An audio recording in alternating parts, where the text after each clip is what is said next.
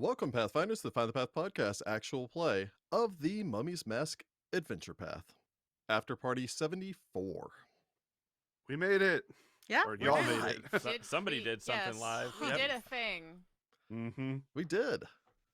So, I am your host and game master, Rick Sandage, in case you've never seen my face before and only know me from audio, which is possible. If this is your first live event, yeah. It's true. I am joined by Jessica Jenkins, Jordan Jenkins, Heyo. Heather Allen, Hello. Rachel Sandage, and special guest co-host and moderator, as well as a periodic special guest on our Faded Tales and Faded Tales, Yeah. Ross Scoggin. Hello. Man, goodness. I got a lot of Yeah. honorifics there for some I reason. was gonna say you got the I know. longest intro of all of Ross us. is a man of many titles. Human Resources Director of the Find the Path Ventures. Yep. Surprisingly not evil? Like, that's weird. That's why we put the Yep. paladin in charge. Oh, God. I guess to jump into things, this might sound a little bit different than what we normally do, and that is because this is being recorded live in front of a live Twitch audience, Yeah, it is. which is not something that we've ever done before for anything in the Mummy's Mask podcast. Mhm. So you guys will get to hear the unfiltered, uncut Mummy's Mask experience. And by that I mean I will I've got to try not to swear. move a cat off my desk. Yeah, there is also a cat above here. That's if true, you can yes. see him, Yeah, that is he's just Mr. chilling. Kenway. We're going to be playing a small game of So- Find the Path Cats. Mike is asleep on the Find bed, the but I cat. don't know if y'all can see him in the background. Yeah, I he's a think black I'm cat in on a the black way. thing, so yeah. Yeah. Supposed to jump into things. This is our final after party. This is the final episode, if you will, of the Mummy's Mask podcast. After 4.5 years of battling against mummies and desert creatures and all the rest of that stuff, it has finally come down to this. So, yeah, I suppose in standard tradition, let's go ahead and jump back into things. We usually start with the recap. So we had episode 220 and 221, which was basically just the two-part fight with Hakatep. That Yeah. jerk. That was a interesting combat. It Yeah. was a frustrating one to say the least. Yeah, there are words that Rick won't let me say, so you know. That's true. I You cannot. can say them. You This, just will get this is swinged. It's live. fine. I would ask I you. I can't cannot edit swing. you. Okay, you can say whatever you want to say in your head. Just say schwing instead. Okay. Yeah. That's That's not gonna true. work, but okay. Yep. Anyway, he's words. Swing. Lots I- of swingy Swing. words. I Swing, think the- swing, swing, swing, swing. Yeah, the most interesting part about it is for all the kind of build up to him as like, this master of the elements and like somebody who, has done a lot of deals with outsiders and stuff. No outsiders. Yeah, there were a And he couple has did of no summon knowledge too. the planes, so Also that, which was weird. Yeah. I mean, I guess Chisisek did all the summoning. I don't know. But he didn't. We know he didn't. He did summon those two Yeah. lightning boys. Yeah, he summoned some He elder could have elementals been and all the rest using of that. but scrolls and stuff, I guess. I don't know. He I wasn't. was really happy he had a summoned lightning himself, boys but- because that fight was crazy. Yeah. Yeah. So it was a long, interesting fight. It's always the interesting thing with a final boss fight, where there's so much build up going into it that usually it goes one of two ways. I think we mentioned this in the after party just before we did this, that it's either done and over in 3 rounds, or goes on forever. And this was a little bit of the latter case in that his defenses were on point. Doing damage to all of you was rather difficult considering 2's immunity to every element, literally. Mhm. I'm so Masika's glad at the I very summoned least. him. Oh my god. Yeah. Yep, we Masika love him. and Hollis's protections, Hollis's ability to absorb any element using her abjurer powers, Masika's elemental resistances from being a dragon, and the evasion Rawr. abilities of a monk and a rogue made that a rather Yay. interesting fight. I think it was a So- worthy investment to get all of those scrolls of invisibility. Always. Yeah. So it did make for an interesting encounter as it went on for a bit. there A were bit, some 2 whole points that episodes. a bit, two full length episodes. There were a couple of points that I'd wished I'd done a little differently in that fight. Um, in large part, like the summoning the elementals didn't necessarily help as much. To be perfectly honest, once his defenses were dispelled, that would have probably been the best time to pull out the scroll and time stop and reset. Uh, but it did get into being able to utilize a lot of abilities because of his prior knowledge of you, since he did possess all of the knowledge that Seraphet possessed from her battle with you. That's true. So knowing Citra's abilities, being able to do an elemental body. It was once that elemental body was off, once his defenses were down from that greater dispel magic. That was probably what sealed the deal for that fight in 221. And Citra It got was the fun final being blow. a dragon. Yeah. I was gonna say, Oh, yeah, I I was gonna know. say, Masika, I I was mean, having a yeah. good time. My biggest regret is that I wasn't a dragon with you. We could have been like best friend dragons, and it I would just have There been think so would have it's been fun. funny no that, room Double in there. dragon. Dragons can fly, but it was so cruddy. Masika was just like, "No, I'm using my own I hex got to it too. fly because these dragon wings are dumb." Which They one is definitely Jimmy and which one's underrated Jimmy, double though? dragons reference Yeah. there. It'd be so cute.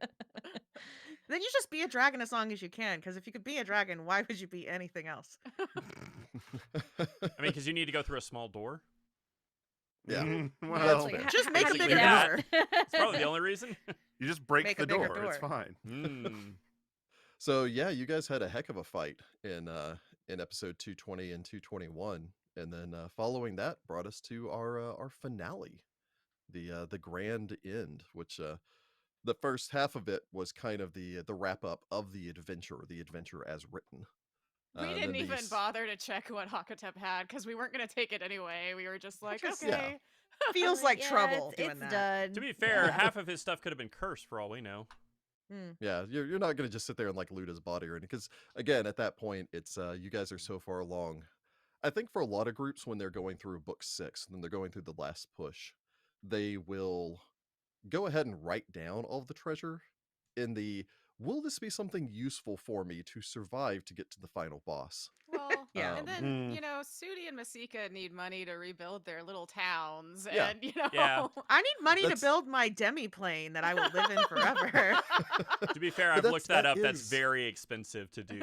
It's Yeah, very That expensive. is one of the things that I think happens a lot with book 6, where you reach the end of it and it's like, does everyone want to do the bookkeeping one last time to upgrade your gear and all the rest of that stuff to have Yeah. your final thing? Or do you just want to assume I'm going to sell all of the rest of this and this is my character's retirement fund yeah, pretty from much. Yeah. everything from book 6? We're still very young. I don't know if we're Yeah, retiring, it's but hard to certainly, say.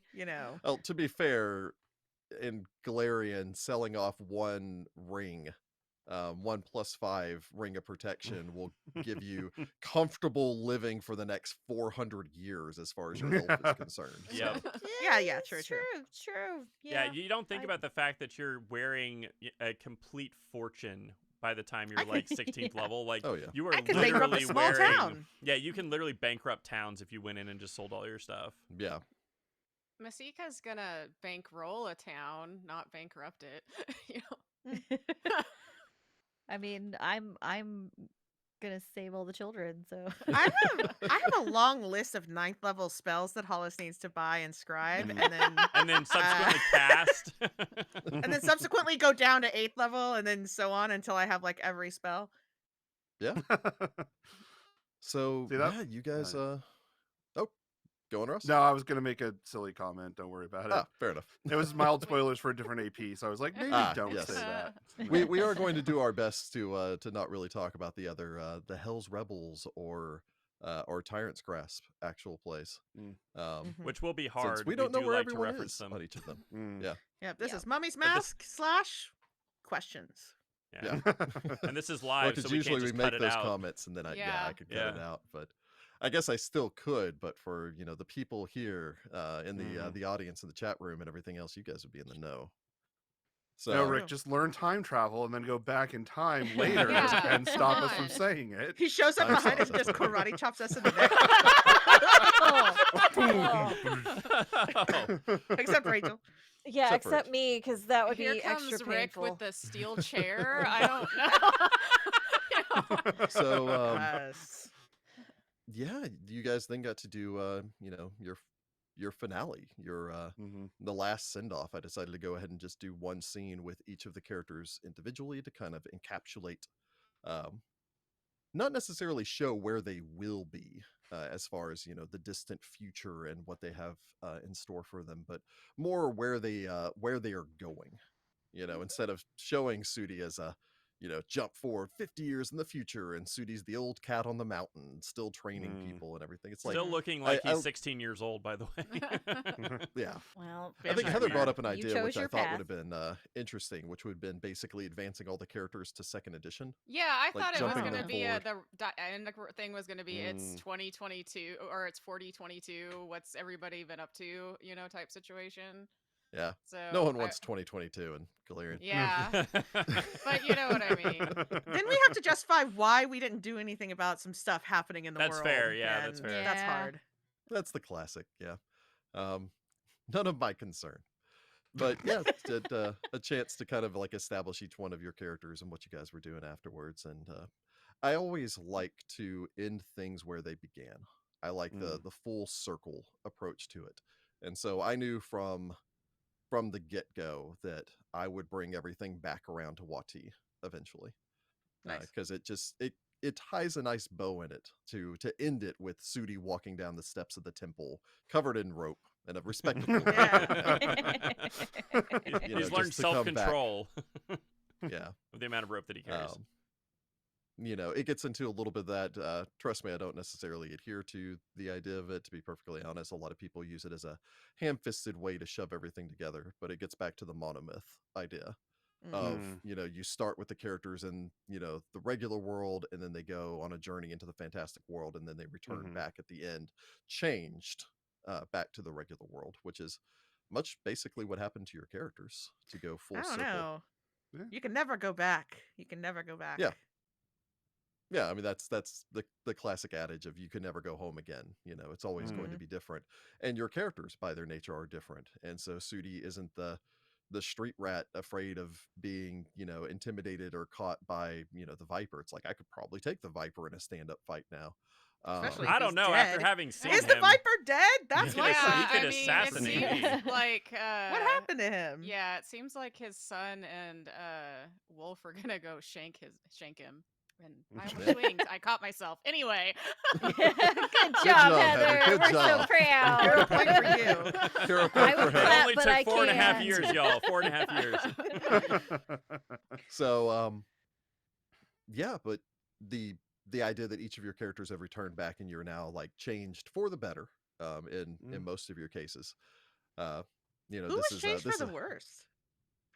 Yeah. I mean, I could Sudi's still I could missing make that an- eye.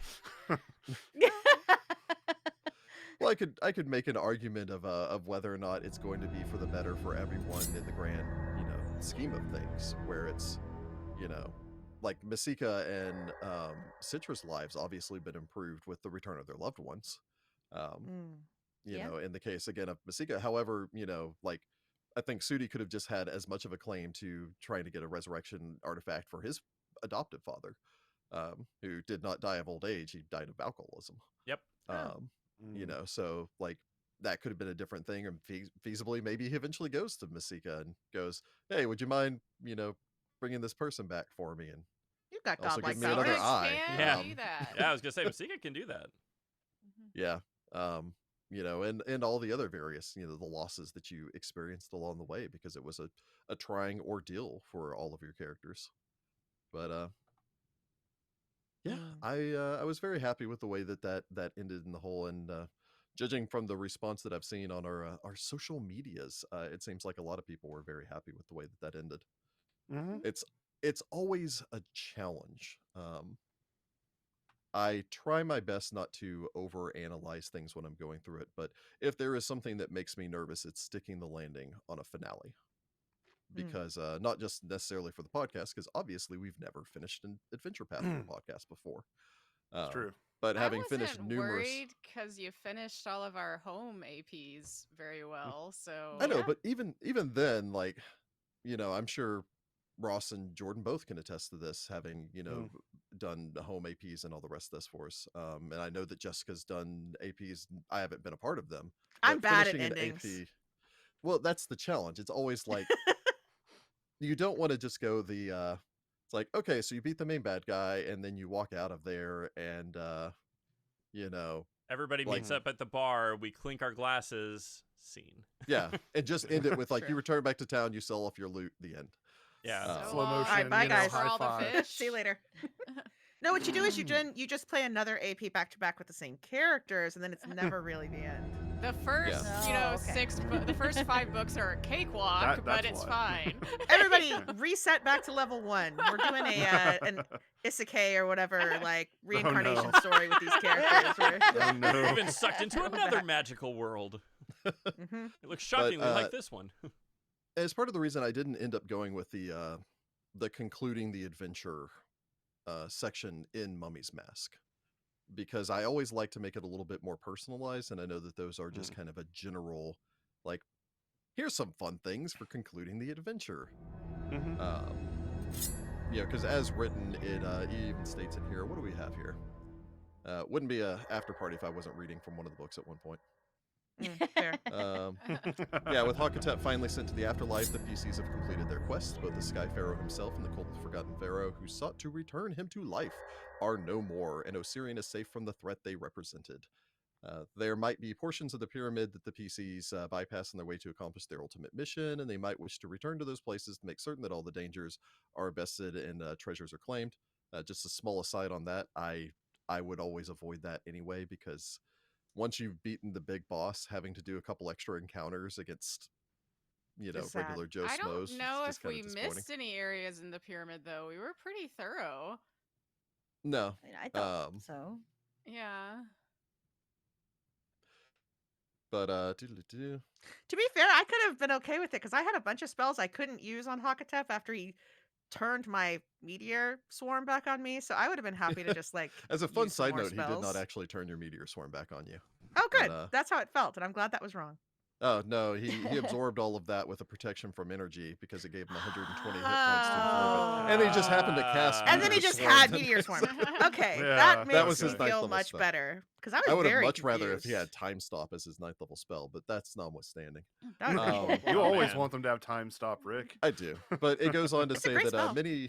many historians and archaeologists will be anxious to explore the interior of the Sky Pharaoh's No. legendary burial monuments. But basically, the 15 unexplored flying pyramids now lie grounded across Osiria, and many fortune hunters would leap at the opportunity to brave these other monuments.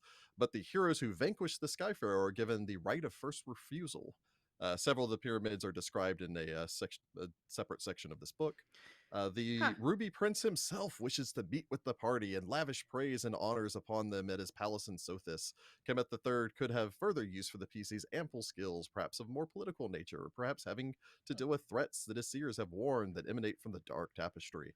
Having Ah. already tasted the terrors of those cold spaces, the PCs are now prepared to confront forces that threaten not only Osirian, but all of Galarian. I think we do get together and do a roundup of pyramids just to make sure it's safe. Yeah. I had kind of Yeah. thought I was Honestly, like, Sudi should get together some Get guys some and go do that. stone shaped spells and make sure that the freaking doors are all Just sealed. seal that up. We're just gonna Yeah. seal that shut. Moving on. And Well, then- we Yeah, go in there and but- make sure all the undead are put down, and then we Yeah. can Yeah. seal the things and move along.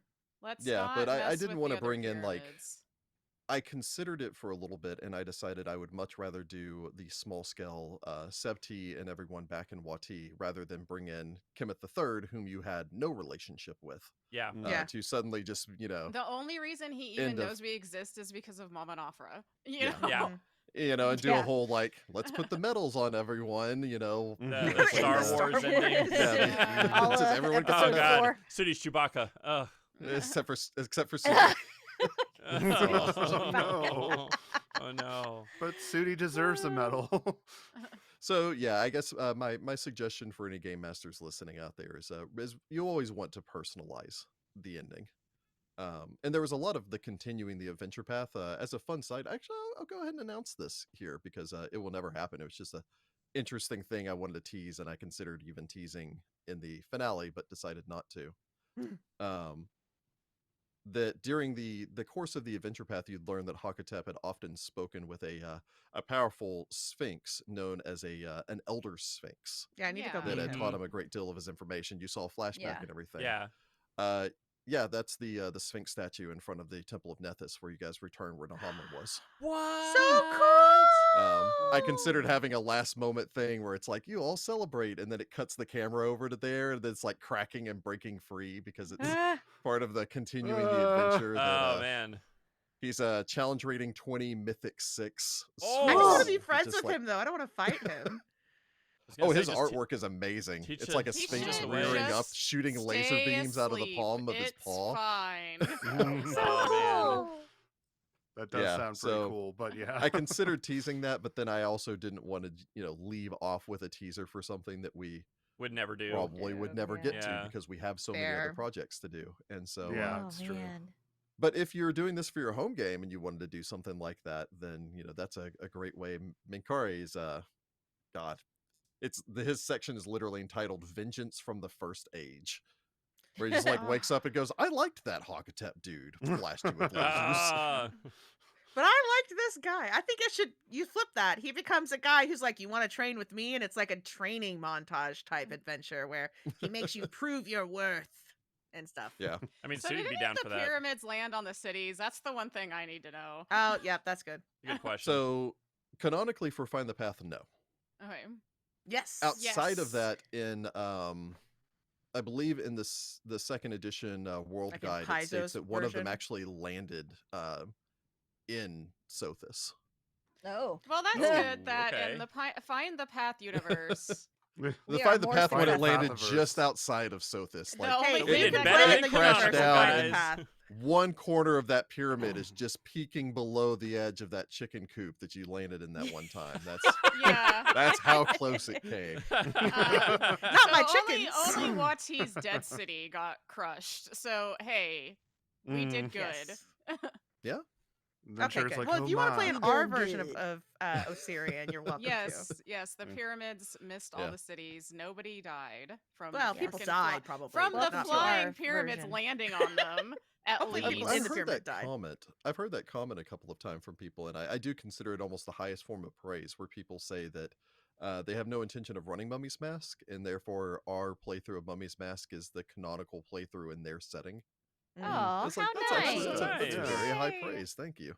Yeah, there was Absolutely. somebody who reached out to me and asked what Hollis would lecture about if she was doing a guest lecture at the Magambia University. And I was like, Hmm. I don't know. And I gave like a list of things, but I was like, that's fun. I bet she would do Yeah. that. Yeah, like someone running through would. Strength of Thousands and just going, it's like, that'd Yeah. be really Yeah. neat if Hollis was doing a guest lecture. Oh, here." it's on her. It was on her. Ah. Hmm. Awesome. So, yeah. I mean, I guess that brings us to our general. That was the end. Yeah. Weird. That was Yeah. the end. 222 episodes. The ending of a story. Yep. At least somewhere probably in the neighborhood of 400 hours pre-edit that we recorded on this. Far longer than any other adventure path that we've ever done before. I was Mm-hmm. So gonna say, that 'cause was, we started just after we got married. The podcast is Yeah. as old as your wedding or your It's marriage. as old as our marriage. it makes it really easy to remember anniversaries. There you go. Well, yeah, it's that. I guess opening the doors there. It's like there's so many Jess and Jordan for how many episodes didn't have the same last name. Oh, Yeah. yeah. Yeah, because we got married You know, during. for We got the married anniversary twice on in the middle, in things. the between of this. Yeah. Yeah, Yeah. y'all did. We Mhm. started in person for the first Masika's introduction to the podcast was Yeah. still in person before Yeah. we did the last half of more than half of the adventure path. During the whole COVID times, there are so many points in my own life that I can look at this and I can go, I can remember what was going on in the podcast while I was dealing with this thing. Rachel and I moving to a new house happened Yeah. twice actually during Yeah, the, twice. I was about to say. Twice, yeah. Yeah. so to two different houses, and I I was was recording this podcast while I was going to college. you were going to college, and Yeah. you you graduated while this is Mhm. going on, you Yep. know. Let me Like tell you, doing this podcast and studying radiology and taking a registry at the same time, some days I thought I was going to die. You know? Yeah. I did Well, that like too, and then didn't do it. yeah. So I Well, can agree with her that yeah, it ain't easy. yeah. And even things like you know, Ross and I were joking about it when we were chatting just the other day, but when we first started recording from home and I bought these you know, IKEA cubes Oh, and yeah. lined Oh, them with yeah. sound Oh, yeah. padding and everything. Yeah. And so we're all like we had a box that we're talking Literally into the box talking with into a a microphone box. because none of us had sound treated rooms or anything at Yeah. that Well, time. we were sharing an Just to office keep at the that podcast point. going. Yeah. Yeah, we were sharing an office and oh man, there were so many crazy times with even behind the scenes for the Adventure Path Yeah. to get this out and Which, I only mean, I know missing for the fan. I was just gonna I say was only just gonna. missing 2 episodes Yeah, that's true. and doing recaps for them instead. So I think we had a pretty good. That was when COVID finally snuck up on us. Mhm. So Yeah. that was But you we know, did get unavoidable. some special guest starring from Narmer there, so that was fun. Yes, we did. That is true. We did a little bit of special guest starring from Narmer and again I think I speak for all of us when it's amazing the friends that we've made along the way from this. Being able Yeah. to talk Mhm. to everyone that we've met and engaged with in the community, going to PaizoCon and being, you know, like recognized at PaizoCon. Yeah. The That was you know surreal.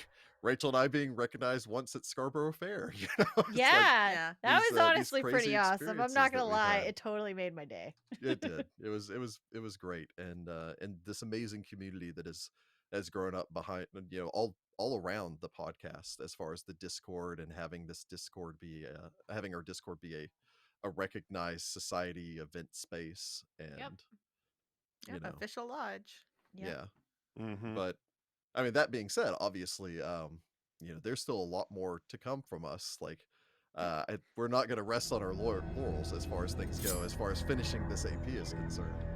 That we have so much more in store for us. But yeah, being an official Paizo podcast and being able to start our Patreon and the amazing amount of support that we've received from our patrons there that allow us to actually continue to, you know, allowed us to sound treat Yeah. our rooms, which was Mhm. clutch whenever we suddenly needed to have To new do that. microphones and new Yeah. Yeah, setup I have a and cat as extra padding right now. Look at yeah, him. So he cute. absorbs so much sound. He does. We have to leave the doors open, otherwise he makes so much sound. Yeah. He is the reason that you cannot shut doors in our house. But yeah, I mean, I guess my question before we get to everyone else's questions are, you know, thoughts on the AP. I had fun.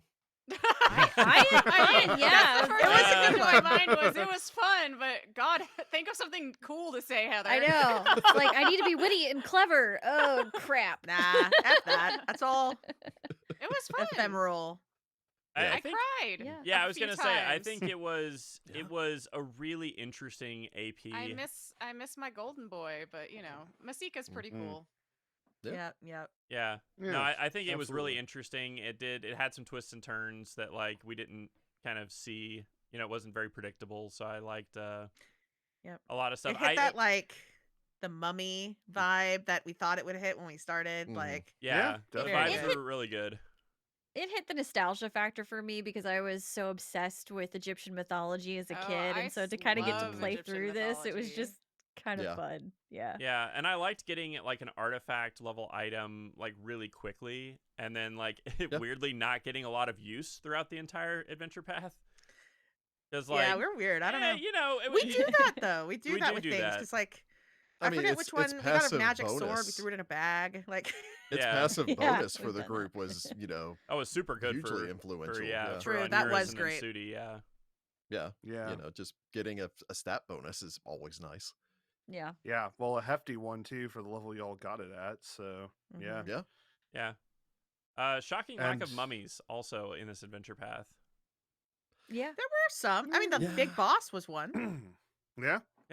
I found it Tec- curious that technically. you guys fought a mummy at the beginning of book 2, Mhm. and then a couple more mummies during the course of book 2, and then it was like mummy adjacent. Yeah, it was a lot of Mm. not Yeah. mummy for a long Just like time. mummy template. Mummified. Yeah, mummified. Mummy's sheer number of alive? times that I think most of them were edited out, but the sheer number of times Rachel was like, "Is this an aura of despair?" You gotta ask. I You had gotta ask. a bonus. I know you had a bonus, and it almost never came up. I Your know. bonus, your save versus curses came up way more often than the save bonus It versus really did, aura of yeah. despair. Yeah. It was good. I mean, I got to play a wizard through the end, which was great. I had never been able to play a wizard past like 5th level before. Like that campaign's always ended, so that was cool. I mean, it helped that Hollis came in at like 7th level or something like Ah, that. if you're gonna play a wizard, come in at like 7th or 8th level. Oh yeah, that's when the wizards get good. Like it Then gets you really got nice. good. You didn't have to do any of the like, Wizards are the fun. stick hit me and I've died kind of stuff. Yeah. Like my I mean, first granted, character. I think if Hollis got hit with a stick, she still might have died. She Mm. no Hey, AC. I just didn't have a very good AC. My hit points were okay. That's fair. Depends on That's the true. size They'd of have the to hit stick. you with the stick a lot. I took toughness and had like a decent for an elf constitution. Yeah. Oh, So I man. know we have a lot of questions that we've gotten Let's in do from it. our Discord, our subreddit, and everything. A staggering chat. number We have of, so of many, questions y'all. from the chat now. Yes. I'm sure Yeah, we there's a lot in actually the I've been chat. adding Yeah. them as I've been getting them, so definitely. So we are going to go through these. We're going to go fairly rapid fire because we have a lot of questions to get through, and Mhm. we don't want to necessarily be here all night. And I know a lot of you have come to hear what we're going to be doing following this. Mhm. So Yeah, that's a big soon. reveal that we've got coming up before the end of the night. So suppose if I just do a virtual toss of the baton over to Ross there. No, don't toss the baton to me. I'm not ready. No. Well, I'm tired gotta of be hearing my ready. own voice. No, I'm That's ready not actually. true. I will catch that baton and then proceed to run face first into the middle of the track, and we lose the whole relay race. It's okay. I Uh, trip over my own feet. It's fine. We're not racing anyone. We're fine. Let's see here. All right. So first of all, I am, of course, I'm Ross, just in case you missed it up front. I Yep. will, of course, be helping to host. And first, I think we do have some congratulatory emails that we got in. Yep. A number of them, which we love getting emails. It Yes. always warms our hearts. And thank you so much. We do have some Yeah. special thanks to Noah and his dad Thomas, Stephen B, Christopher G, Jerry W, Ed, Emery, who we misgendered him previously, so we do apologize for that. Mhm. Yeah, I believe Mm. I went to school with a woman named Emery, and so I think I just assumed Emery was the one who wrote to us from Hawaii that was talking about Oh. doing all this stuff. Oh, Okay. right. Our Okay. And bad. I believe that was my Hawaii. mistake, so I I apologize. had a Mm. student named Emery who was a boy. Oh. Mm. Probably still is. Yep. Anyway, we But- So apologize. do apologize.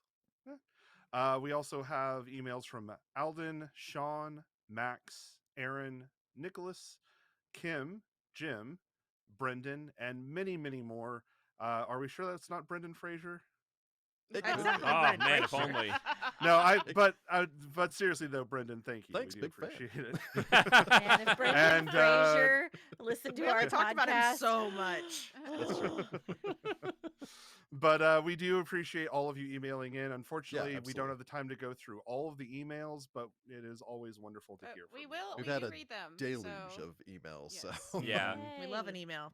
We do read them, and we do try our best to answer when we can. We don't always answer promptly, but it is always wonderful to hear from y'all. So it is.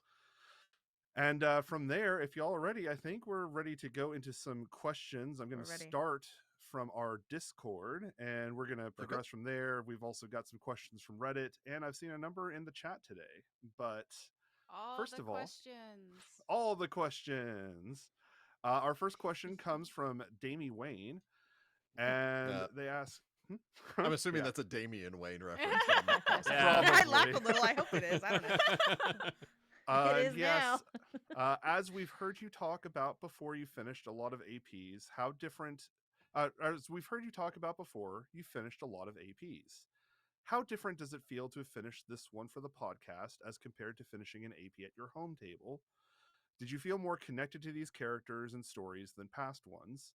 And as a side note for Rick, is there any super cool loot the party missed that you want to talk about? And signs off as Nicholas from the True Now Black Arrows. So Cool. Cool. It's surreal to like finish recording and then, we all go out to dinner and we're like, "Oh man, we did it." And then have to wait for like a month Yeah. for Yeah. other Yeah. people to hear the ending, Yeah. and then everybody be like, "Congratulations, you finished." And it's like, "Oh yeah, we finished." It's Every- like nostalgia little- immediately. Everybody Little was like, behind the "Oh, scenes, yeah. are you doing anything special tonight? Because it's releasing." We're like, "No, because we've been done for like a month." Yeah, a little behind the scenes. We finished it up at the end of September, as far as Yeah. our Right. recording was concerned. Yeah. Because Rachel and I were going out of town for a little bit, and I didn't want it to be. I didn't want to get halfway through the boss fight with Hakatep, and then Rachel and I leave for 2 weeks, and then we get back and have to. Yeah. What's happening? Yeah. What are we What were we doing? Oh doing? yeah, I was a dragon. whose turn was it? So on the subject of my personal, I don't know if I'm speaking for all of you on the more connected to these characters and these stories and so on. I felt like the story was a lot more prescient in my mind, because I was running Yeah. the game. I was also, kind of like running the podcast at the same time, and then I was editing it, and then I was listening to the finished product. And there were a couple of times where I went back and a key example was the catfolk, the leader of the catfolk, that Sudi met. Oh, in his, yeah. in the final episode. Yeah. Yeah. That whole Oh, thing. that guy. Okay. I went back and listened to that episode because I was like, how exactly? I remember I had a very distinctive voice for this guy. How exactly did I do this? Yeah. So I think I had almost a deeper connection to this adventure path because I was so immersed in it I and had to feel like listen to it multiple times. just because we talked with the fans and everything so much about it, I talked about this AP a lot more than I talked about the others because, yeah, we would Mhm. talk about our tabletop games amongst ourselves, but it wasn't spurring on big conversations. I think that was pretty much the really big difference, is outside opinions. So, Yeah. Yeah, I think it kind of, for me, like, I feel like I gave just a little bit extra with all of my stuff because it was recorded. Like, it was one of those things, like, there were times where, like, we felt sick, we still recorded, and, like, normally I'd just be like, Yeah. I'm just going to be in a corner dying over here, but, like, no, I'm going to have to, like, pump it up for 2 hours to, like, really Yeah. put out a good product, and I felt like that kind of pushed me to, like, just try to be better. Well, if things that had makes to any be more sense. sensical. Like Yeah. the choices that I made as a character had to be coherent with like the canon of that character. Yeah. When usually, if I feel like on a lark doing a real random thing that has nothing to do with my character, it's a lot easier to do that at a home game. Yeah. Mm. You're more cognizant of, the fact that people are listening to this and immersing just as much as we are. And so I strive to do better almost because I want to make sure that the level of immersion I'm getting is the same as everyone else. Yeah, it's that while Ross was at times, the fifth person at the table, there was always that idea of that fifth seat. Literally, actually, when we were recording in person, that there was a seat down at the end of the table that was opposite of where I was. That was the audience seat. And so, Yeah. you had to be aware, you had to, there was none of the I move here and I do this. It's, very much being cognizant of what you're saying. Not that we So- probably didn't do a fair amount of that as we were, because this is also the first show where we're learning how to do a podcast. Yeah. And so it was Yeah. a very interesting journey, not just in terms of the story, but also in terms of like this craft and kind of how we're putting it all together and like getting better at doing accents, getting better at descriptions, better mic work, things like that kind of went hand in hand. Because like I can remember some of the feedback that I got from Rick, because of course Rick would always be giving us feedback on stuff, would correspond to like certain like plot points. So like they're kind of ingrained in my mind as like, oh, that was when I learned that I need to do better at blank or something like that. So it's kind a of lot a better weird at character voices. Yeah, I was gonna say, if you've done the character voice for a long time, suddenly it's a lot easier to do. So like I do not have to try to do Sudi's voice, I just do it, like I'm versus gonna like miss that voice. It's so easy. yeah. Oh, Hollis's. Ah, yeah, Hollis Yeah. is easy. But you're saying you're gonna miss Sudi's voice, and I was like, oh, I didn't know you liked it that much. It's cute. It's a cute voice. A good Yeah. voice. Yeah. I liked all your voices. I get to keep that voice forever. Because I Mm. can make you do it whenever. I mean, that's true. Yeah. That's true. You do get that, And then that Rick, privilege. was there any loot in particular that the party missed that you were like, man, I really wish they'd found that?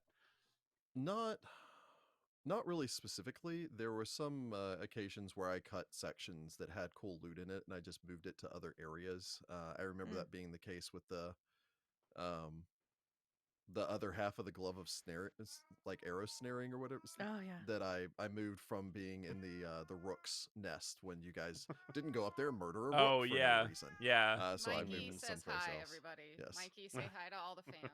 The common question of what do I edit out? Sometimes it's just Mikey Yeah. singing the song of Yeah. the speaker. Yep.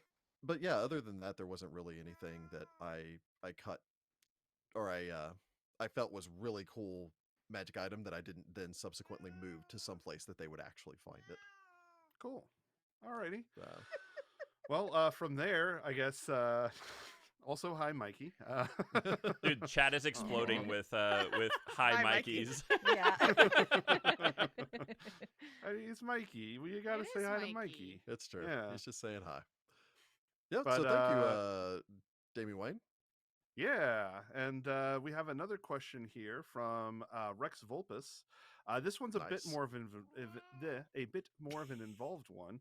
Another thing Rick has to edit out frequently is me just sort of tripping over words. That's fine. We're And, doing good Looks here. right up into the microphone. This is Alright. what makes the blooper reels sometimes. Anyway, Rex. Yes, Rex asks, more than once when talking to representatives of Hakatep, the party has said that his time has passed, he needs to be allowed to move on to his rest, and so on. I find that the issue of Hollis having been dead herself as one of her background traits has never been brought up in this context. The party is happy to have Hollis's help without ever telling her that she belongs dead, quote unquote. Not to mention that they learned that Tetmaneb is only alive because Cassine defied the natural transition of his soul to let him live again. Yep. I realize that the circumstances behind Hollis's surprise resurrection and Tetmaneb's return are different from what Nahamra did to Hakatep, but how does the party as a whole feel about death, resurrection, and it's your time to go, please stop trying to live and do stuff again? It depends on the stuff you're trying to do, you know? Yeah. I think Um, it's also there's a difference between coming back to life and coming back as an undead. Yes. Well, he would have been that's Yeah. whole if we'd given him Yeah. the mask, though. He Yeah. wanted to be alive again. But he Yeah. wanted to conquer and cause war, so no, get out of here. Yeah, it's Yeah. more one of those things, he's been dead for 6,000 years and is only returning because of what Nahamra did. And there a lot of people, I don't know if it's just something people don't think about, but when the raise dead spell and the resurrection spell and the true resurrection spell all have the option for the person being raised to say no. It's probably in there so your Mm. enemies can't raise you, True. to Yeah. get information and stuff Mhm. out of you. Yeah. So I think it's one of those, if we try to raise them and they say no, okay, they're happy in their afterlife. But if they say yes, okay, But Hakatep didn't get the choice. yeah. Yeah, well, and Mhm. it never came up in the show, but Sudi as a Pharasman, I would not have accepted a resurrection. So I said actually like probably maybe when I got in the cat sarcophagus or something like that. I remember it was very early that I said I do not want I don't want Sudi to come back because I don't think it makes sense for him as a Pharasman to not want to go on to his afterlife. Interesting. Well, Good and thing we didn't let again- you die. Yeah, then. good thing I didn't die. Yeah. Yeah, and again, it's sometimes with the whole like it's your time. I think it was also in relationship to you had your reign. You Yeah. know, it's no longer your time to you served your terms, even though they don't have term limits in Osiria, and Yes. you need to move along. Hey, you got a life term. You did it. You died. I mean, People are waiting for Citra- you in the afterlife. Go. Citra was Yeah. a follower of Osiris who, died and then came back. So, Also opposes Set though, so it's kind of a thing. yeah. Yep. If you come back So- to fight the good fight, I think Citra's on board. Yeah, like I don't know. Hollis is it's magic, it's chill, but also like you're doing bad stuff. Go away. Like that is If you came back and just wanted to like have a farm and like raise chickens, cool, whatever. But Yeah.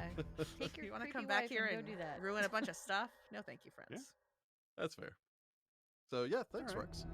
Yeah, we appreciate that, Rex. And our next question comes from Xroot, who Hey. asks, "Hello, Xroot," who asks, "Hollis, Masika, and Narmer were wonderful additions to the crew.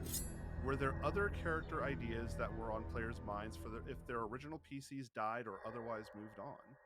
So I guess that's more of a Jordan and Rachel question, Yeah, though. it's a If Jordan Yeah. Rachel Heather or question. Jessica, either of you had a character after that too. Nope. Yeah. A druid. Fair enough. I To be had a hard enough honest, time man. coming up with Masika. Like, when Unused died, I was just like, and now what? Yeah. So I hadn't even thought about what I would do if Masika was permanently killed. So Mm. yeah. Jordan, Rach? I mean, Ah. sorry, I'm getting distracted by all of these subs that are just Oh, blasting Also, yes, in my thank you, audio. everyone. Thank We you really so much, appreciate it. everybody. Yeah, But bro. man, is it going to my ears. Also, part of the editing process is Jordan's ADD. Sorry, Yeah, it's true. I need to focus. it's- No Ah, big no, deal. you're So fine. You're good. I would Go on. say the big thing for me that I'd kind of gone between was like I wanted to be a frontline fighter. I had never played a fighter. I had played a monk, and so I decided to play a monk just out of comfort. My backup character was just to play a fighter. And I don't know if I would have done 2-weapon fighting, but 2-weapon fighting is just so good, especially at higher levels, that I probably would have been tempted into it. Pretty But cool. I Yeah. probably would have played a tankier character, like probably done like heavy armor and shield. You do a kind lot of- of tinky things. Well, that's kind of my play style. I play a little tankier, just Mm. as my general play style. So Outside of magic. outside of magic, yes, I can't make a tanky wizard. If I could, It is man. difficult. You could in second edition, maybe. In second edition, maybe, yeah, if I took enough feats. So yeah, I would have played a fighter.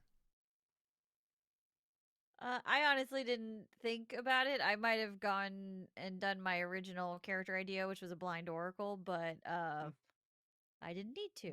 So, yeah. Fair enough. Not for lack of trying to be skinned. Seriously. Yeah, there were definitely close yeah. Burned calls. my mind forever. Yeah, that was thank God the dice gods were on my side. Oh, Cyrus. Seriously. Yeah. Mhm. Yep. We don't get to say that anymore. Dang. Well, we can say it all we want. It just will be weird. I still wanted it on a shirt and like, the baseball font where it's like, "Oh, Cyrus." Maybe I'll still make that. That would be fun. Yep, we'll consider that That in the would be. future for the Patreon. Yes. Now that Mummy's All Mask is right. over. Thank I you, was about to Expert. say, Rick, do you have any characters that you would have played if, like, wait, you did get to play characters Step every down? time your characters died? That's true.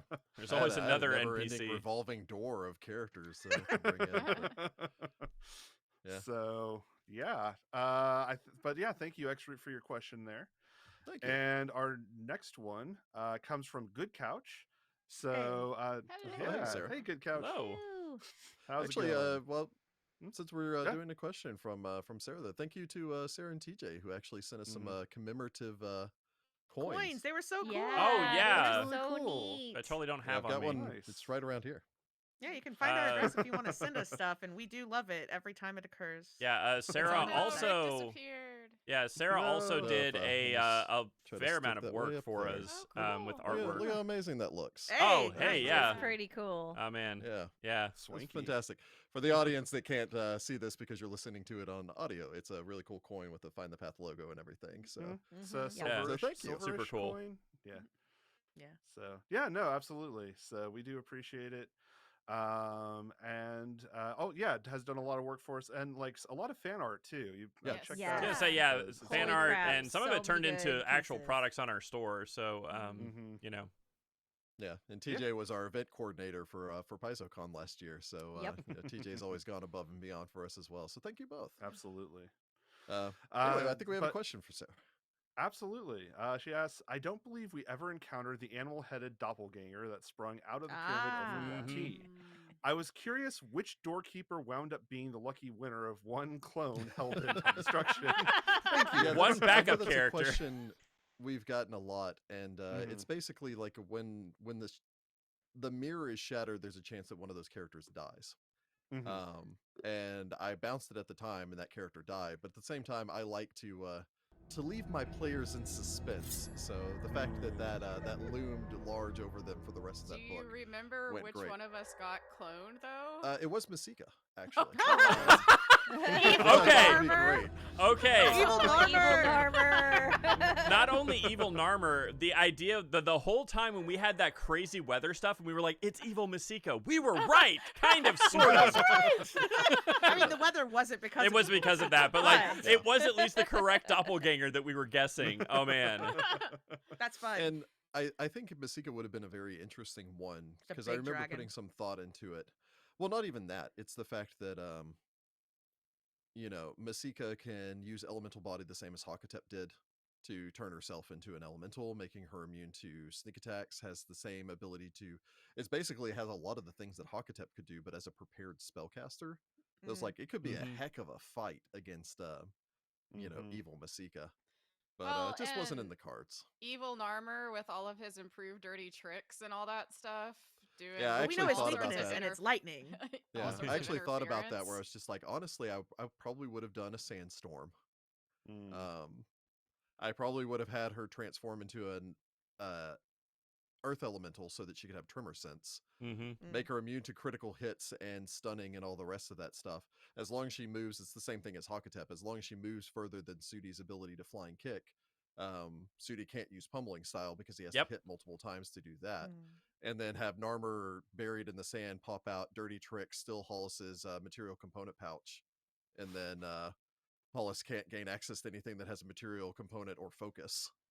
And Sonic just run is. from I guess there. I'm just Yeah. shouting at him. So Yep. just shouting Shout. nonstop. Shout. So it could have made for a Shout. very interesting encounter, but at the same time, as much as it was fun to play around with that with Hakatep having a degree of knowledge over the party, playing, I still tried to limit myself in what Hakatep knew, and also he's a spontaneous spellcaster. So it's not like I Mhm. could change the spells. Yeah. But True. with Masika, it would be a prepared spellcaster that can also just go, okay, you guys have finally done a ton of damage after using your resources and everything that you have, and the heal spell. Yep. And the heal spell. And again. But we also have it the other Masika on wouldn't the have other been- side who can do the harm spell. Yeah. Yeah. If I have it Although I don't think she memorized. usually, If yeah, you- because you guys fight so much undead, I don't think she Yeah. usually prepares that one. It's true. I don't think it necessarily would have been a whole bunch of fun, but I did appreciate the level of tension, the looming thought of that caused for the party during the entirety of the slave trenches. True. So We All have right. Times. another visitor. Mr. Ken. Hello, Hey, Mr. Kenway. Ken. Usually you'll get a Alrighty. tail Well, thank more you, than a Good face. Couch. Yeah, Yes, thank thank you. you. Thank you. Let's see here. We do have another one. Jimmy T has asked a few questions. Hey, Jimmy. Some of them simpler than others, so I went ahead and just combine them all together here. All right. We're being very bad so- at keeping these concise. Well, We're not concise people. So Hi, Jimmy You've T, edited our after parties. Jimmy T asks, once a campaign AP is over and the characters' paths are done, do you do anything to memorialize them? I have kept every handwritten character sheet and updated versions of all my PCs going back to 1991, which is impressive. Nice. Wow. Wow. I do have a Uh, folder that has every character sheet. For Yeah, me everything. too. Yep, I have a same. I have, folder, I have a Yeah. binder. and I have a bag of dice sets. Yes. I do also Yes. have a bag, I also like, because have there's all my one old dice dice set per sets. character, so you retire those dice when the Yep, AP's so done. Hollis's dice will join the dice set bag. Yeah, I hold on Uh, to my character sheets as well. Yeah, as do I. Jimmy also asks, is there anything else that you do in this regard? Like, I don't know, do you have any, like, pictures that you have made or anything Well, like we- that? We did used to do Benefit commemorative. from having pictures done. Well, yeah, we have Yeah. pictures now, but we did actually used to commission art at the end of the AP with like Yep. the final, set. Like Party. a group pick, yeah. Yeah. Mm-hmm. We never did do one for Carrion Crown. We need to go back and do Yeah, that. you're right. That We makes didn't me do one for sad. Carrying That's Crown, true. did we? Yeah, we missed Yeah. that one. Y'all Yeah. should. Yeah, but we do Um, have we did get a group picture done of everybody after the APs we finished. And we have a heck of a Mummy's Mask one that we actually need to send out to people on that $10 tier. Yeah. That's true. Mm. And we've got now 222 episodes to memorialize the Yeah. Yeah, I've Mummy's Mask. actually thought about going back and listening, but I'm like, oh gosh, maybe I shouldn't. If there's I mean, anything I'm I've gonna learned, wait. there's anything I've learned, if you give me the same input, I will give you the same output. So I will try internally to make the same joke and comment that I made before. So listening to it's real weird for me.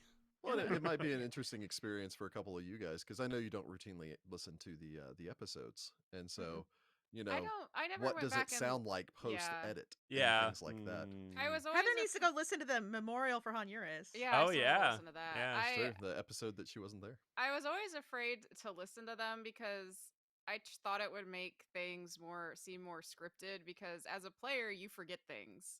And if Yeah. you go back and listen, all that stuff is still fresh in your mind. And I was always afraid it would seem less organic, if that makes any sense, you Yeah. know? Mm. So that's Our why I math never is listened way to more them. on point in the edit. Oh, yeah. It always is. Let's see here. Yep, it's like a beautiful mind here. Jimmy also asks, when do we get action figures? Figure out how to get action Dude. figures made. I would love one a in Sooty Sooty action figure. variant, or Oh, man. Unused with a headdress, Hollis with a cowboy hat, Citra with like 2 action stabs, Oh man. like Masika, Narmer, like that'd be fun. I don't know if like we're one of ever those- going to do that. Yeah, we have no idea how to make those. Unfortunately, yeah, that would be difficult to do. You know, it would actually be a fun thing to do. Is commission someone to make 3D models, and then I we could could print provide them. those for people to 3D print them or things, or provide the PDF to people for free. Yeah. Or Yeah. not PDF, but the file to 3D print them at home, so you Yeah. can have your That own could be little fun, yeah. diorama. That'd be fun, yeah. That would be cute. Something to consider for the future. I don't know if they'd have karate Narmer chop action, but plushie. it'd be pretty No, cool. I was gonna say Yeah. they would not have karate chop action There- unless you do a lot of work. We could do a plushie pretty easily. I think there's a thing that'll let you do it, and I know it's been shared with me like 1,000 times. We just never get around to doing I it. want an armor plushie. Yeah. Of course you do. I want a sugar plushie personally. I named my new car after Hollis, and I put a chicken sticker on the back of it. It makes me really happy. I need a Gus plushie is what I need. Oh, a little bat. A little bat Let's see. plushie would be amazing. Crossing the streams. But Jimmy also asks, as their last question, what is the last image you have in your head of how your characters look? Just in case some fan artist wants to put pencil to paper. So We have. Are we gonna share? When are we sharing that art? Jordan, Spoiler. can you share that art in our Twitch stream? Is that super hard to do? Yes. Okay. I did not We'll post prepare it on for the this. Discord. I did not prepare we for did that. Get very, very nice art Yeah. pieces done for everybody. Yeah. And Yeah. I thought that was one of the things we were sharing tonight, but I mean, I'm not in the charge of the final- Twitch stream, so We The need to final send it. We're gonna scene- make a print. It's beautiful. yeah. but- The final Yeah. scene I have in my head is like one of those, like the multiple tables crammed together in the tooth and hookah with like everyone on pillows all around it. So it's like the It's just you the know, end the of Last the first Supper or Avengers something, kind of movie. like everyone crowd together. With Yeah. a little baby crocodile in the fountain. Yeah. With crocodiles and and Tepidibs a leaning second over crocodile doing things. because and, Stinger Jr. was there. It's true. Azaz is looking exasperated and back to the ground. With, I feel like Kelru Azaz and I should get along. Hollis and Azaz should get along Yep. at least a little bit. so like everyone's there hanging out. So I mean that's my last mental image. And then And just Brendan kinda fades out. Fraser's just chilling in the background. A cameo from Brendan Fraser. Oh yeah. man. Yeah. And Rachel Weisz. And Mm, Rachel Weisz, yes. So yeah, Alrighty. Great. So that is all of Jimmy T's questions. Thank you Thank you, Jimmy. for asking. Thank you. Our next set of questions comes from the Gentleman Lich on our Discord as well. Ooh, the I And recognize that name. Oh yeah. And the know the that first one guy? is anyone in the podcast interested in listening to the AB episodes they weren't a part of, or would you rather not know? So this I is listen I to think them. more for the players because of course Rick listens to both. And but- like I just said, I haven't gone back and ever listened to the Unused ones, mostly because I'm afraid it's going to make me cry, and I don't want to do that. You know? Well, this is the the B side that you weren't Yeah. part Yeah. of. So like Yeah. what were the adventures of Hollis and Citra together? Mm. I mean, I listened to the yeah. other one because A, I'm nosy, and B, it was fun. I wanted to see what the boys were doing. Yeah. Yeah, Yeah. I Yeah. did not listen to the B side of Mm-mm. mine. I didn't either. Mm-mm. I Fair did. enough. But I think also I'm nosy. Yeah. Fair enough. I mean, it made I'm sense nosy whenever and I we were like recording spoilers. not to do it, but now that it's done, like, you could do it whatever you want. It's out of context I mean, now. you didn't hear me climb a statue, or all of us, I guess, try to climb a statue to kiss it when we got drunk. Nope. Yeah. Sure Nope. didn't. Ah, I mean, good I did times. listen to the B side of the Faded stuff. The stuff that you may remember. I think it was like Falto, Jean Louis, and Isaac on one side, and then it was the Yeah. actual like Faded gang, the Yeah. remains of the Faded gang on the other side. So I did listen to y'all's adventures there. You had a very different time than we did. Oh, really? Oh yeah. Theirs went a lot You smoother, had I a very imagine. different time. Yes, it was a lot smoother. That actually brings up a fun anecdote. Mm, That I don't know if we've actually talked about this before, but I know we've gotten a lot of people comment on how much they like the A side B side thing when we do those and all the rest of that. yeah. And that was actually a tool that came as a matter of necessity, where we were already recording the shows and there were just scheduling conflicts and all the rest of that stuff early on in Mummy's Mask. And I didn't want to miss an episode of Mummy's Mask, like 17 episodes in or whatever it was. And so it was just conveniently in a place that I could split the group in half because some players were available one day, some players were available the other day. And so every time that you hear an A side, B side, um, the one for Hell's Rebels, I know I talked about not crossing the streams, but Hell's Rebels does And have now them as you're well. doing it And yourself. now I'm doing it. It's Because okay I when he can. does it, is what he said. I'm mad with power. Apparently. That a lot of times those are because of scheduling constraints or anything like that, because sometimes we suffer the same issues that every game group does, which is coordinating schedules to Yep. maintain Yeah. a flow of things, which is part of the reason Yep. that we record a bit in advance, because you never know when suddenly something's going to come up and it's like, oh yeah, I was we do the podcast, we all love doing the podcast, we have a successful Patreon, but it's not successful enough that any of us do this for a living, and as such, I understand if it's you know Jess or Rachel or Jordan or someone has to like leave the state for a conference or whatever it is. It's like, I've got to go do this thing for work. Um, Yep. and Heather so The often thing that is on pays me call money and all so the I rest can of live that in a stuff. house. So Yeah. Not Yeah. as So much there's anymore now that yeah. I do the CT instead of the X-ray, but yeah. But yeah, that's kind of an interesting thing with the A side B side, and it's a happy coincidence that I think it worked out for us, that people enjoy having those episodes with a smaller number of players, really allowing you to drill down on the individual characters. Absolutely. The next set of questions is a bit more involved, but it's split in half, mainly to Rick, but then some to the crew. Okay. Rick, I realize as a long-running group of friends, this necessarily Mhm. isn't the sort of thing you'd need to do, but before the campaign, did you utilize any player consent tools like the X card or lines and veils, or informally discuss content in the AP that might potentially make your players uncomfortable? Is there any content that you wish that you changed or wish you had after the fact? I know a certain clever use of stone to flesh bothered some people, at least on the Discord. Trust me, it bothered us Um, in real life. We and then put it to off the for a long time. and then to the crew, is there any content that bothered you or you wish had been changed? So yeah. Well, I suppose for the first part of that question, no. I have a lot of experience with this group, and so I have a general idea of, what makes people comfortable and what makes people uncomfortable as far as the group is concerned. I'm not always 100% correct. And if you're playing with a group that you are not as experienced with, I highly suggest, utilizing these tools to make certain that no one is made immediately uncomfortable. I will sometimes bring up something in relationship to a part of the story that the group is in, not before the AP begins, but more that, hey, this is coming up, just to forewarn you. Book 3 of Rise of the Rune Lords is the one that immediately springs to mind. Mm-hmm. Which one's Ah. book 3 of Rise of Oh, I okay. don't want to go The- into spoil it. It's Hook Mountain Massacre. is the Okay, name of yeah, it. okay. Okay. Yeah, Okay. I know the And one. like- it deals with Yeah. some very difficult themes, and as such, I felt Mm. I needed to talk to everyone before I even ran that and just go, hey, by the way, there's some really creepy stuff. And I think when I brought that up to a lot of you, you're like, oh, well, that's fine, we're not worried about that. And I'm like, yeah, but I had experience with all of you, but I think I'd known Jess and Jordan for maybe a year at that point, a year and a half or something like that. So I'm Yeah. like, Yeah. I don't I mean, necessarily know. yeah, And I I know could see how it could bother some people, but Yeah. Oh yeah, we're just that's not the thing that bothers us. bothers us. Yeah, I think the Yeah. kind of more interesting thing for us was not just what bothers us, but making like being conscious of what would like kind of not work in the podcast. So like Yeah. we censor all of our swearing and try actively not to swear, even though in our home games, we're sailors. So things like that.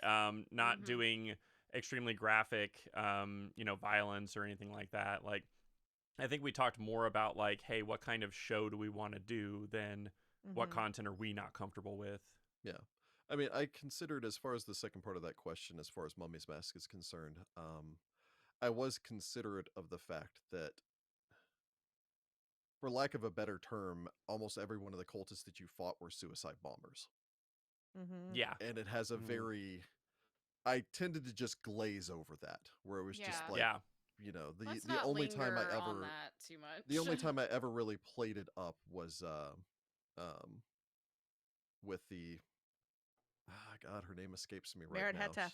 Yeah. Merit Hetef. I played it up a bit with her because she wasn't a true believer. Yeah. So everyone else was more than happy to die for the cause. And so I never wanted to make light of suicide, obviously, because unfortunately, like so many people, it has touched my life in the past. And so I didn't ever want to make light of it, but at the same time, I didn't feel like we were approaching it in such a disrespectful way that it would be troublesome for the adventure path. And I think for all of you, you're aware that these are evil cultists, and it was just... I think I used the phrase detonate a billion times, where it's Yeah. like, So Yeah. you stab them, Yeah. they detonate, and then immediately roll into, make a save or be blinded.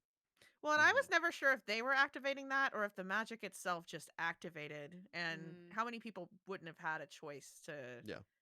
Yeah, Mhm. you It's can't actually fight both. it once They it's can on choose you. to activate it themselves, or it automatically activates. So A little bit of it's an column A, either a little and bit or of column both. B. Because if Yeah. you bludgeon them to unconsciousness and then wake them up, they'll usually blow themselves up because they're all fanatics. Yeah.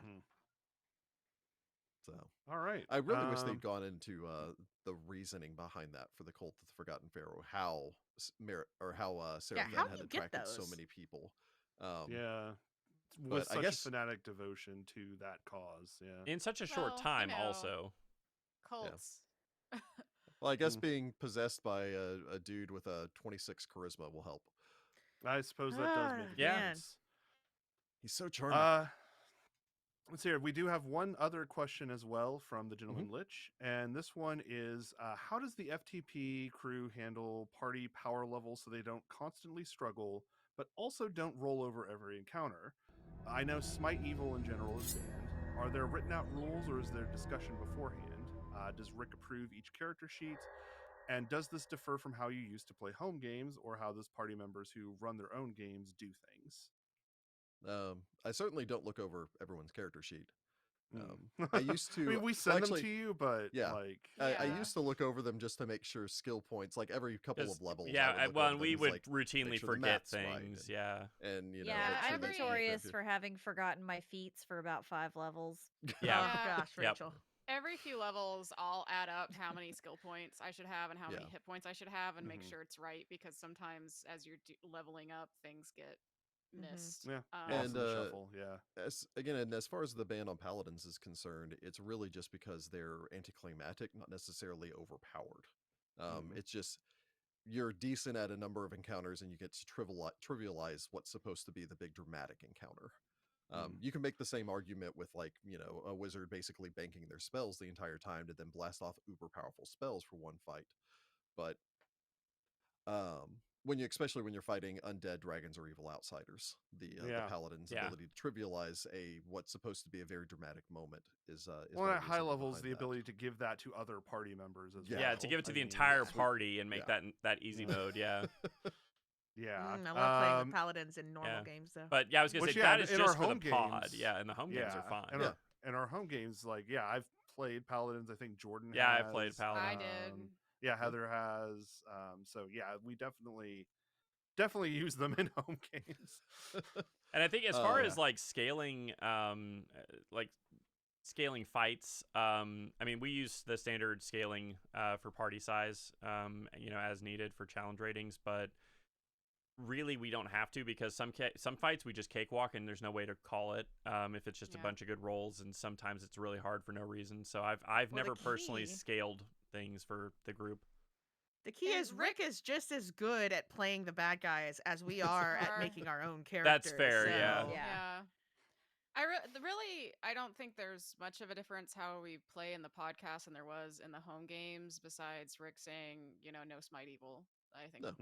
that's really probably the big difference. Yeah, I mean, Yeah. we've in previous times before some stuff was errated to be a little bit easier. We had banned like black tentacles just because it slowed combat down, and I want to say there was something else that like even society doesn't use. There's a that we- ranger spell. It was There's a ranger spell that makes that's something really your good. favorite enemy. I can't remember yeah, what it instant was. enemy. Instant 'cause- enemy, yeah. Well, I mean, Rick pretty much says if it's not allowed in Pathfinder Society, it's not allowed at the table Yeah. because of its. Unless if you it's talk not- to him first. Yeah, Yeah, it's a and balancing if it's issue not type allowed in thing. society for Communication. whatever, for basically like a more of a fluff reason than really like the numbers crunch. But Yeah. I'm very lucky in that I have a game group that I never have to worry about them just trying to power game to make a character that is optimal. Whereas If anything, you we know, go the they're- opposite way. A lot of times, yes, we do. you For the guys are much more story. interested in making a character that is going to be interesting and Mm. relate well with the story. And sometimes there are suboptimal things that end up in your characters. Again, like the fact that you guys hopped on a boat, and I don't blame you for playing a desert campaign and not knowing how to swim, but it sucks for a hippo fight. Yep. Yeah. Yep. So yeah, I So, don't yeah. I don't usually have to worry too much about the group making characters specifically to be overpowered or trivialize encounters, because they're just interested in making fun, enjoyable characters, even if that's not the most optimal choice for something. Yep. All right. So I think our next few questions are going to be a little quicker, but we do thank the gentleman Lich for asking some Yes. very cool and very interesting questions. You are I literally mean, all a of the gentleman questions have and a been- scholar. Thank you. Indeed. And the Lich. And the Lich. Our next question here comes from Loki the Troublemaker. So Oh, we no. do appreciate you taking your time out of your Hello. busy being Yes. a god schedule to listen to our Yes. True. podcast. True. Thank you. Loki. And they ask, what is each player's favorite character and favorite moment across every adventure path you've done? Oh crud. Oh. Yeah. Make it snappy. Ooh. Favorite Out character? of all of them.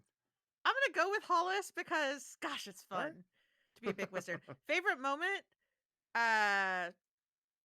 Legacy of Fire, jumping on whatever that creature was that had don't even horns remember. with Rachel's Oh, fighter, and being like, "Let's jump on it," and it being the worst plan ever, but it was very fun. It was very Yeah. fun. The kind of thing you do when it's your first AP and you've only been playing for like 6 months. What if we Hey, just but- jumped on it? Context that a Just- little let's bit. just jump on it. Oh You're not gosh. Mario. Jeez. Yeah. Gosh, I really liked playing Sudi. I definitely think Sudi Yeah. was probably my favorite. Nice. Mechanically and from a roleplay perspective. I think my favorite moment, I think I've already said this in one of the previous times we talked about favorite moments, was going up to Kabek like Superman style and just Oh, pummeling yeah. him. They're like cool. the vision in my That is mind cool. of a big rock boy Sudi going up and just pummeling him in the air just seems so cinematic and cool. So Very good. definitely that. Nice. My favorite character is my summoner Simon that I played in our Kyrian Crown game, whose yes. whose So cute. Eidolon was Slender Man. Frickin' He was- Slenderman. Oh man. So much fun to Mhm. He play. was an unruly little child who never listened to his sister. Yeah, that's true. That was a Well, he was chaos like build. 10. Yeah. I played his sister. This is why I have Um, feelings. But my favorite moment in any adventure path, this is a slight spoiler for Strange Aeons, is when Rick had us go to Ulthir in the Dreamlands. Oh, that I was just good. loved that, That was whole fun. section. That's We love probably one of kitties. my Yeah. favorite things we've ever done. And Not in- necessarily a spoilers spoiler here. because that's not actually in the adventure path as written. Oh, okay. Well, then Rick is just flipping amazing. And so my favorite moment in any Pathfinder game is something that's not even in a book, but it's still my Oh, favorite. I man. loved it If you play so Strange much. Eons, have your players go to Ulthir. Oh, It was dang. so It fun. was City so of Ulthir, fun. beyond the river sky, no man may kill a cat. Yep. It's a great city. right. We love it a Oh, lot. So dang. good. Yes. Which is but a that- reference to a short story by H.P. Lovecraft. Mm-hmm. Anyway, And there's so your yeah, short that story was reference. definitely my Yeah. favorite. My That was a good favorite moment. Moments. Yeah. Yes. Rachel? We gotta finish that AP. I don't think this is going to come as a surprise to anyone, but my favorite is my halfling investigator, Theodora.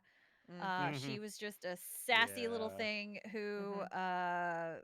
I'm pretty sure I told off the big bad to his face. You shot him with a gun. It was I rad. shot him with a gun. I think my favorite moment was when the team, like the whole crew together, like I had a group smite plus a named bullet, and we took down the mini boss for that area in one shot. But every Yep. time you got confused, you shot my character in the in the butt. and it sucked a lot. He loved you, and you were so mean to him.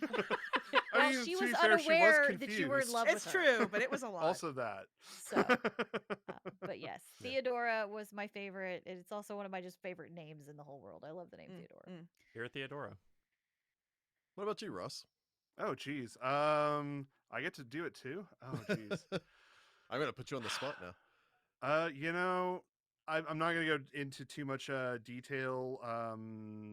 But I think right now my favorite character that I'm actually playing is it's really tough. It's really, really tough. But I'm gonna go with Rosamund. So I really she's like great. her. Nice. As Little far as Terrace favorite moment though, there was a moment in Council of Thieves. I'm not going to go into detail because it would be massive spoilers, but toward the like midsection climax of book 2, which is the sixfold trial, in case you know. So I actually was kind of at a point where I was more or less soloing like the boss of that section, just because I was Yeah. like the only one with like any real resources left. Oh no! And managed to.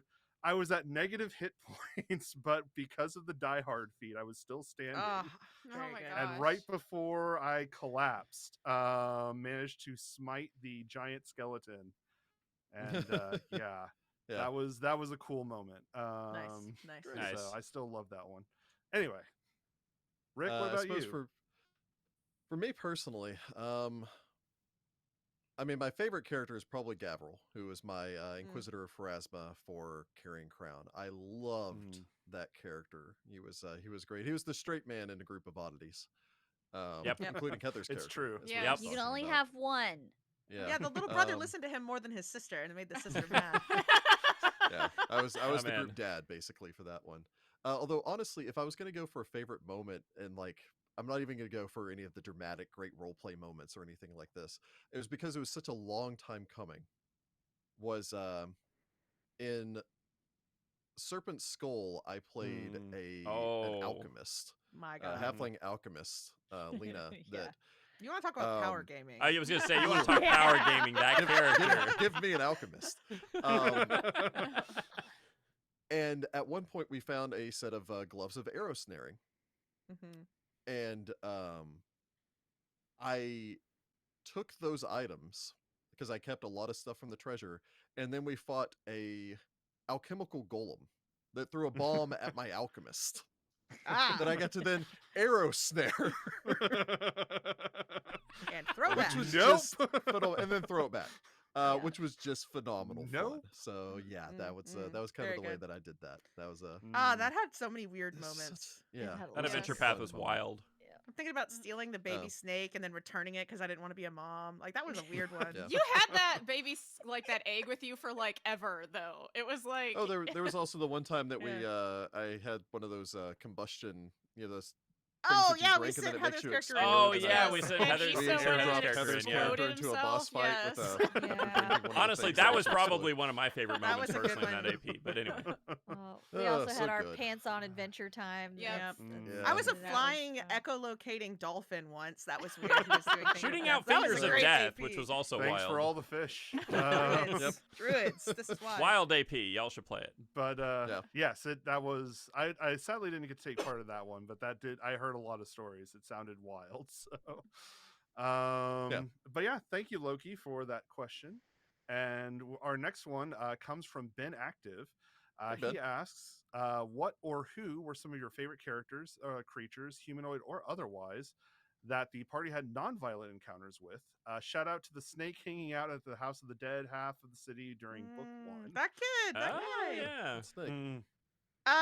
the ones we didn't fight. Kasim. It's just a snake sunning on a bench somewhere, just like, we won't fight this guy. Hey, that was the one time that I was like, yes, I'm a ranger. We will be friends with you, Yeah. Snake. Kwasin, no, Kwasin was a Kwasin great was one. cool. Yeah, Kwasin was great. Scheherazade. Oh, yeah, Oh, the the Crystal Crystal Dragon. Dragon. Crystal Yeah. Dragon. I Yeah. like the crystal. Yeah, they were dragon lady. cool. That was really neat. All of the air, the invisible stalkers that we befriended. Oh yeah, the Invisible Yeah. Stalkers. Yeah. And the So polite. Phrasma, Fist bump. Phrasma Fist Yeah, Bump. the Dark Yeah. Stalkers. Dark or Stalkers, Whatever yeah. whatever they were. God, there were a lot of Dark really Folk. great NPCs it's true. in this book, in this AP. It would Wow. normally be, again, just the Gear to Blilu and your, Oh, yeah, the Gear characters to that you Blilu all were really work rad. together and Yeah. Yeah. Masika totally sent them sent a message to them. Hey, we got it under control, and I'm forming like a peaceful group. Y'all should come back. Do you want to join the Federation? All I mean, right. Neef is really cool. I like Neef. Oh, yeah, Neef Neef was was good. fun. We like them. The more we're All gonna right. think, the more we're gonna come up with. Yeah. So we got to move It's on. true. I think, but yeah, so thank you, Ben, for that question. Our next one comes Thank from you. Fern from Whistledown and asks, is there an explanation for why there are 3 sage leaders of the Beck-In now when there used to be Yes! 4? I think this is a question mostly for Rick. On Or behalf is it of just a Heather, for change- sure. Or is it just a change that happened at some point with the explanation lost to history? So, Rick, what gives? Tell us. Tell us now. I mean, we're at the end, so I'll go ahead and pull back the screen, fold up my GM screen, set it aside. I helped Heather make her character for following Unused death, as far as Masika was concerned, and I set up this whole thing with the Beck-In and the ideas behind that, and everything is based off of course, a lot of the desert nomad groups that already exist in Osirian, and I was just like, you know what? I like 3. There's the 3 fates, the 3 Mhm. goddesses, all the rest of that stuff. It's a Zelda. good number. It's a good number. And so I went 3. And it wasn't until like a book and a half later that I was starting to really dig through and prep and everything else for book 6 that I ran across the 4 witches and decided to incorporate those into that. So really what it ended up being is I hadn't read that section about the 4 witches when I'd established the Beck-In as a separate tribe, because the Beck-In Ah. don't exist in canon in the setting. So Rude. it's a mystery that will never be answered. because Fill in your own mystery answer. Oh my god. other than the fact that traditions and all the rest of that change over time, and to they really do. illustrate that, Yeah. it's been 6,000 years. We encourage so- fan fiction. Don't Write encourage your it too own much solution there. because you know where fan fiction ends up. Well, I Yep. said fan fiction, not adult fan fiction. Spicy. Moving on. Moving on. So, at any rate, thank you, Fern, for your question. And Yeah, thank our you, Fern. next one also, I think, mostly falls to Rick, and it comes from Eagle King 64. And Hey. he asks, what form does your planning take? Is it sticky notes in the book, highlights, a giant binder full of handwritten notes, a single long scroll filled with esoteric scribbles, or some combination of that or more? I'm curious about how you organize your notes so that I can steal/borrow the idea. So as far as my planning is concerned, it's actually changed some with the advent of the pandemic and doing things more digitally.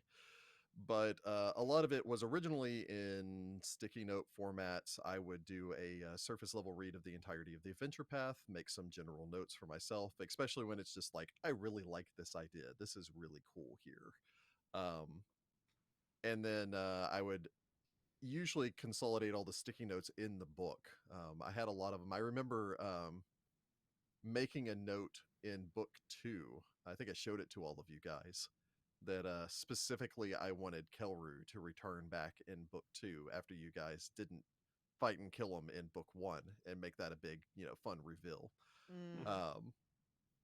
But as we've gotten into a more digital format, what I've really started doing, especially with Hakatep when I was gearing up, was I literally ran a word search through all of the PDFs for the adventure path for the name Hakatep, and I just read everything and anything that pertained towards his character's backstory or his interactions, because Hakatep's stat block is so huge. The section where they talk about him in the book is basically half a page. That's his Mm. Wow. backstory. Wow. Um, but if you're going through it and you read the section where they're talking about in the Kepsutanum, where they're talking about his Akumen, they talk about Hakatep and his backstory. And so I kept going through and collecting these bits of information here and there and there. So honestly, I think a lot of that's a word search function that I started doing, and then copy pasting everything into a Google document, and then making it more or less into one giant version of his backstory. I was looking up to the top because it's out of my reach right now, but I've got a folder that is about 30 something pages, I think, of which like 10 of those are Hakatep's backstory, Oh, where I wow. just kept going Wow. in and adding Mhm. more and more and more to his The backstory because, secret backstory folder. well, because again, the entire thing with like, there was this Sphinx that he dealt with once, and it's just mentioned once in the creature description section for that Sphinx. And it Mm. goes, okay, well, that's a huge point in his character backstory, but it's not going to get the view on his half a page that they've got, because they've got to include artwork and um his ridiculous stat block, which takes up a full page and bleeds over into a second one. Mm. So that's a lot of how I do it. And especially I make notes of things that I want to foreshadow. Mm.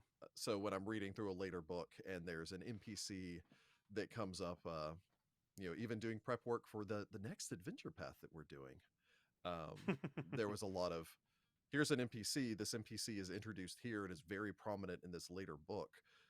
Where can I work him in earlier on so Mm. that the party goes, didn't we meet him at a Gala? tavern or something like that, like earlier on in the adventure path? It's like, oh yeah, he was just hanging around the back in the background at this tavern.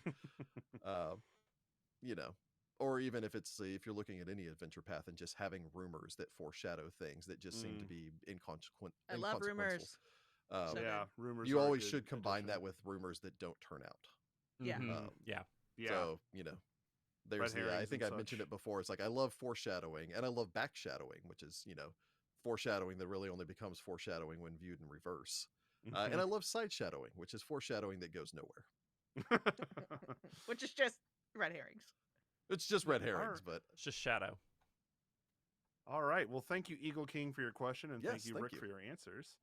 Absolutely. Our next one, again, probably goes to Rick, but also to Heather. And this one is from Biomechanimagical, which I think is just a Oh, really nice. cool It's a username. great It's a great word. name. That's It's a great word. awesome. And they ask, what was or would have been the full plot of Unused across the AP? Unused was the reincarnation of an ancient pharaoh related to Hakatep, so there must have been the outlines of an idea or purpose, for how that would play out through books 4, 5, and 6, even if he sadly didn't live to see them. So, yeah. Rick and I had talked about how I couldn't have on yours remember everything that happened, obviously, because then I'd know the big what's going on points of the story. But as we got further along, on yours was going to start remembering things, like when we got a flashback or we got to like certain events. Rick is like, okay, I'll start handing out some more information that, or on yours, remembered it happening this way because we're just reading or getting a mask vision and things like that. Mm. But I don't know if Rick really had an overall reaching like plot point. I'd considered having an interesting including more flashbacks with Hakatep in connection to his nephew, which would have been Onuris's father, who is the Dejared II, who was kind of responsible for the inevitable. Pardon me while I toss a cat off to the Mishap. side. Yeah, the whole situation that led to his being split, and I probably would have played that up a bit more, and especially getting into this whole thing of like, you know, he loved his uncle, but also his uncle was responsible for killing his father, but his father tried to murder his uncle, so it's like, was he justified in this? And even maybe playing up an angle of like, would Hakatep have been closer or maybe even more distant following the death of his son? Would it have been like, this person's my heir now, or would have just been, I failed, screw it, move on? So I think I would have probably played up a lot more of that angle and tried to explore that. And, who knows, maybe, the Hakatep would have been there when, Onuris was born. It would have been a funny, Onuris through the eyes of Hakatep witnessing his previous incarnation's birth or something like that. It would have been like, oh, weird. Oh, that's That's weird. getting That'd have been some meta. awkward. Yeah. Yeah. That's Onuris is like, therapy I right can't look there. at this. Like, whoa. Oh, God. Yeah. Uh, All right. Yeah, so I had some ideas, but, much Bad like things when Segura happened. left, it's much like when Segura left. It's I had to put aside ideas that I had previously and just adjust to the new situation. No campaign survives contact with players. So Yep. It is Or true. falchions. or Or, Falchion. or that. Mm. Yeah. Well, with that, we thank you though, Biomechanica Magical, Yeah, for thank you so your much. Yeah. for your questions. And next we have Dizzy Dwarf, who does have a few. I'm going to go through these. The first one is going to be, I think, mostly for Rick, but for everyone, if you do have some thoughts, please feel free to chime in. Yeah. How does Mummy's Mask compare to the other APs? How would you rate this AP compared to others that you've played or read? Obviously, the campaign itself depends a lot on the people playing it and not the book, but how would you rate the books themselves? This last part, of course, is going to be more Rick, though I think Jordan and I have both read AP books before, obviously, so. I haven't read this one, though. And yeah, oh yeah, of course. I would rank Mummy's Mask highly. Yeah, I mean, I had a lot of fun. It's probably one of my favorite ones that we've played through. From a game master perspective, it required the least amount of extra work on my part. There are some adventure paths that do require a lot of extra work. Council of Thieves immediately springs to mind. But with Mummy's Mask, I felt like the story was there. It was fun. It was interesting. It was an engaging story. A little heavy on the dungeon crawl side, and so you have to kind of play up when you get those NPC interactions with monsters and things like that to really get the players to have a chance to role play a lot more. Because if you're not including the Gear Tib Lilu, or if you're not playing up the group working with whatever creatures that happen to be in the surrounding area as far as the Moff-Tat or anything else like that are concerned, then you're not going to really have, I think, a great time, because it's kind of going from one dungeon to another dungeon to another dungeon if you're just looking at it on the surface level. Yeah. So I would rank it highly. I'd say I really appreciated the variety of stuff that we got to be encountered with. Like, it really did feel like we got a really strong sampling of different kind of things. Like, it was all thematically like Osiriani, but it was like, everything from sphinxes to mummies to, outsiders, all kinds of different stuff. The only thing that I didn't like was there was a couple of times there were just too many cultists. And it was like, you walk into a room, there's 8 more cultists, and we're just like, oh, dang it, these guys. So that was like the only, like, if I was gonna knock it, like, a few less cultists, please. But I mean, I think otherwise, like, it was solid. It has a really deep story. And I know, Rick, you've talked about the like the Trinity kind of thing, where there's kind of like the Wati arc, then the kind of Tefu it desert was built arc. very much as being a trilogy. Where the first part of the book you ended with a fight against the mask. The second part of the book you ended it with a fight against the heart, and then the third part, so book 6, you ended with a fight against Hakatep's basically his body. And so it's interesting that the adventure path itself was split into 3s. Yeah, and I think I liked that, because sometimes you get those, like, some of the adventure paths, I've had books that feel out of sync. Like they feel like maybe they were added in, or they didn't feel like they progressed the plot as much as I would have liked. And this one felt like it was very cohesive all the way through. Yeah, and somebody in the chat has tacked on, how would you consider it if you didn't tailor your characters to make it regionally acceptable?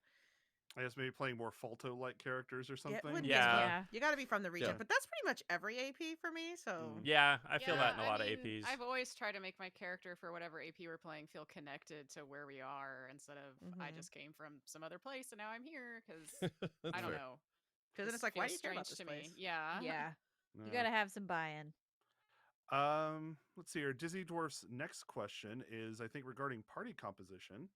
Mhm. I was mentioned that 2 of the players are going to try a class that they've never played before in the next campaign, which we will be getting to at some point. So Eventually. It'll happen. yes, it's happening. It's gonna We're gonna happen. have to keep going. Snappy, And- short answers, Answers. everyone. And look, I'm trying to get through the question. Everyone, Go, interrupt Ross. Ross. You're doing great. You're All doing right. phenomenal, Ross. Keep it up. I think And it's more, looking- we can't be Shush, quiet. Heather. Anyway, sorry. No, you're fine. And looking back to the characters you all have chosen for other campaigns, it certainly seems like you all make an effort to try different things. But at the same time, I gather that most of you do have preferences as well. Jess loves her druids, for example. Ross likes playing paladins. How did you know? Jordan likes wizards, etc. So, especially when planning for a long-term campaign, how do you decide between playing a class that you know versus one that you enjoy, or classes that you know and enjoy versus experimenting with something new? And what would you do if you made a weird choice that you end up regretting? And I think this one's more for the players. So.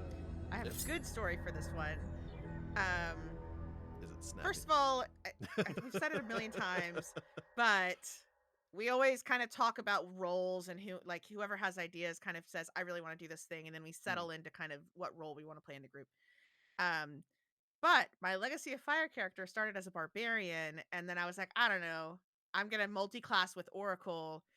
And then I was like, this is weird. And so then I just worked with Rick and got rid of all my barbarian levels and became just an Oracle. So I think, Yeah. if you go somewhere and you do something and you've tried it and you don't like it, you can just talk to the GM. Rick Retraining. is really Yeah. cool about Retraining. just allow us to retrain and just kind of hand waving time constraints and certain things like, okay. Or Yeah, sometimes I a character always- just doesn't work and the character has Yeah. to leave and you bring Yeah, it Yeah, back. you can do they that bring too. a new A character lot in. happen. of my inspiration comes from after reading the player's guide and what kind of place it is. That's kind of where I start, and then I think about, oh well, this class would work here, or this class wouldn't. And while I do definitely have classes that I love, there are classes that have always seemed really interesting that I haven't gotten a chance to play before. So, and True. with knowing that Rick's going to let us retrain if we have to, I mean, it's not like it's okay, I'm stuck with this class if I really hate it. It's we Yeah, can always we're never change. locked in to where it's like, okay, well, it's going to be another 4 years before I can, Yeah. come play the class I really like. I guess I'll just tough it out. Like we're Mhm. very much about like actually having fun. Maybe you picked up on that. Yeah. But we do try to actually have fun with what we're doing. Yeah, we try to all convene together about like, hey, like I would like to play this class, and if people are generally, like no one else is like, oh, but that would ruin the party composition, which usually it doesn't. I mean, 99 times out of 100, it doesn't make a difference. Very true. And Yeah. so it's like, Mhm. please, yeah, go on ahead, do it. Like, so yeah. Good deal. And then Dizzy Dwarf's final question is: now that the campaign is done, how do you feel? This one I think is mostly for Jess. Now that the Okay. campaign is done, how do you feel about your decision for Segura to leave the party? What do you think her story would have looked like if she had stayed? And how do you think her ranger skills, combat experience, and animal companion would have impacted the party's ability to handle their post-Wati encounters? I feel like it would have been a lot harder if Segura had stayed and we hadn't had Hollis. We were really lacking that arcane magic Mm. piece. The teleports did come in handy. Yeah. Yeah, I could think of a lot Yeah. of situations that would have just been a lot more brute force, and a lot harder. But that being said, I mean, it would have been kind of fun to have been Segura fighting Hakatep, just because she's ridiculous and it would have been fun in a different way. Okay, Narmer riding around on Isra Would be cute as heck. Oh Yeah. man, think of the merchandising. The merchandise. And it would be Missed like opportunities. Segura, like you treating Narmer like a Where toy. the real money from the podcast is Not Segura. made. Yep. Yeah, Isra, for sure. Yeah. For sure. Yeah. No, It would have been weird. Yeah, fair enough. Alrighty. Well, thank you, Dizzy Dwarf, for your questions. Thank you. And our next one comes from Louis. This one has specifically to do with the Fated Tales, so our side story. Mhm. Let's see here. And really, the question is, what happened to the Fated Tales team after the AP ended? I know they went to hide the rock somewhere, but are they just its guardians now? So I think this sounds more like Jordan, Rachel, and myself, Yeah, actually. because you guys are the ones that went to Yeah, we hide just it. did Mhm. whatever. Yeah. Yeah. Well, I think Wolf and the Asp went to kill the Viper, so. Mm. I mean, Segura would probably help with that. So she might have tagged along to kill a Viper and say hi to her kind of girlfriend and wait around for Sudi to get back, hopefully not dying from that rock lady that we accidentally sicked on him. You know, I think Oh, it would no. be. This is my own personal thought process, but I think it'd be really interesting if those characters returned back to Absalom, and then kind of a little bit separate, since again 2 of them are Pathfinders and one of them's Mm. this weird Oh. occultist Gang member? spirits. Yeah, kind of set up a secret thing with the Dark Archive, and Ooh. Oh, that's Oh, cool. yeah, kind of that'd be set up kinda their cool. own little like paranormal investigation sort of Oh, group. yeah, Oh, that'd those be like cool. spacers. That'd be cool. Yeah. Only Jean Louis, cooler. Jean Louis, we have undead. Help! Help! So I Planchette's think no. like, that'd be, it's I think that's kind of fun. fine. Yeah, it's my own personal thought. It's like I Where's our don't like the salt? idea of. I don't know if I like the idea of the Pathfinder Society somewhere in the Dark Archive having the Haunter of the Dark locked up in a cube, but, Well, or a you shining know- I Trapezy mean, they got a Keeper, bunch but- of other stuff in there, like Yeah. added on the pile. But yeah, so I think that's. I mean, unless Rach, Jordan, either of you had something to add, but I mean, that sounds nice though. I like it. Yeah. there's a very good possibility Planchette would give the other 2 the slip and just wander off. I mean, that's possible. I feel like Jean Louis That's is fair. a little too responsible to, Yeah, peace out on the duty. Isaac would stick around. Yeah. That's fair. Yeah, and we're playing the good guys, so It's true. Ostensible good guys. Yeah. At any rate. Let's see here. Next, I will acknowledge Liam did ask a question as well about Unused's backstory. So I think we mostly covered that in an earlier question, but we do thank you for your question, Liam. So Yeah, thank you, Liam. Yeah, Great just I minds. mean parts we didn't get to basically, which it sounds like we'd already kind of covered that. Yeah. So our next one though comes from Hess Zed Jim, who asks, he's Zed so Jim. if you were Either way. that's a Jim. So if you were able to pull some timey-wimey shenanigans and go back to the beginning of running this AP, what parts of the adventure would you have focused more / less on? What kinds of things that were missed would you try to make easier or more likely to be found? Are there any parts of the adventure you would have changed if you could have made input on the books? And this is definitely not coming from the perspective of trying to steal any concepts or ideas for, my own uses. I remember there was a discussion that we had as a group that the Tefu arc seemed to take a very long time. Yeah. And so I might have streamlined that a little bit so that it didn't feel like it took quite as long. I added a lot to that segment that wasn't necessarily in the book as written, so that might have been more me. Just kind of adding more NPC interactions and everything else, mostly because I wanted to get everyone to have a good chance to have a lot of role play before going out into the desert. Honestly, if the only thing I would have maybe changed in there is, especially when you're in the northern part of the Parched Dunes, is maybe having you go far enough north. There's an oasis city that's a big oasis city that's up there, and maybe somehow tying that in so the characters aren't quite as isolated. I know that that's a large part of being out in the Parched Dunes is getting across that sense of isolation. But that might have been something I would have adjusted a bit, just because there's a long period of time where the group can't really buy or sell gear. Which can, of course, cause problems, as evidenced in other adventure paths that we've done. Yep. Is this about like things we would change in the book or things we would have just done differently? I think this seems to be more about running the AP. I think this Okay, was mostly okay, a cool. question for Rick. So, Okay. yeah. I mean, maybe if you all had something that was like, I really think this part could benefit from changing somewhat, but Nah, it's minor role player choice. Alright, fair enough. Yeah, I mean, I mentioned a few less cultists and like the Sightless Sphinx. Yeah, Personal preference. fair enough. But all right. Well, with that, thank you for your question. And next comes a question we have been asked frequently. This one was also asked by 3 different people on our I'm ready. Discord. Yes, I'm Uh, Oh ready. boy. Majuba, Fern, and Alex Rosen have all asked, and this What's one in that seems to be flippin' dance hall, man? yes, I think this one's mostly for Rick, but what's in the dance hall? What's there? What's there? We need to Now we got know. flattened by a pyramid. Don't care what was in it before. Book as written, it doesn't tell me. All right. Well, Rude. that's anticlimactic. What? Book as written, it simply states that that there is a born a nameless slave to a Kelishite master in Tutra, a warrior who would be called Tahimtep. Won his freedom after saving the life of his master during a slave uprising. Ashamed that he had sided with his master instead of his fellow slaves, the freedman fled to Wati and took a new name, Tahimtep. To establish, he established a popular dance hall to help drown his guilt in the shallow pursuits of the flesh. But the plague of madness struck before the old warrior could find any peace. With inhuman strength and skin that reportedly turned aside iron blades, Tahetep slaughtered his wife, children, and 24 patrons in the course of a single night. Local stories claim the authorities boarded up Tahetep in his dance hall, fearing a confrontation with the lunatic, and other stories insist that he remains there even after centuries, immortal, insane, and forever singing the few songs his broken mind remembers. So, if we'd gone inside, what would you have done? In a fit of To be perf- madness. To be perfectly Dance honest, I mean, the dance macabre would be kind of a fun thing, although at the At, time at the that boys level, were it there, would that have would have been a slaughtered death us. sentence. Oh, yeah, we would've died. Yeah, Um, we would have. Well, there's been reasons flattened. why you don't go into the dead city.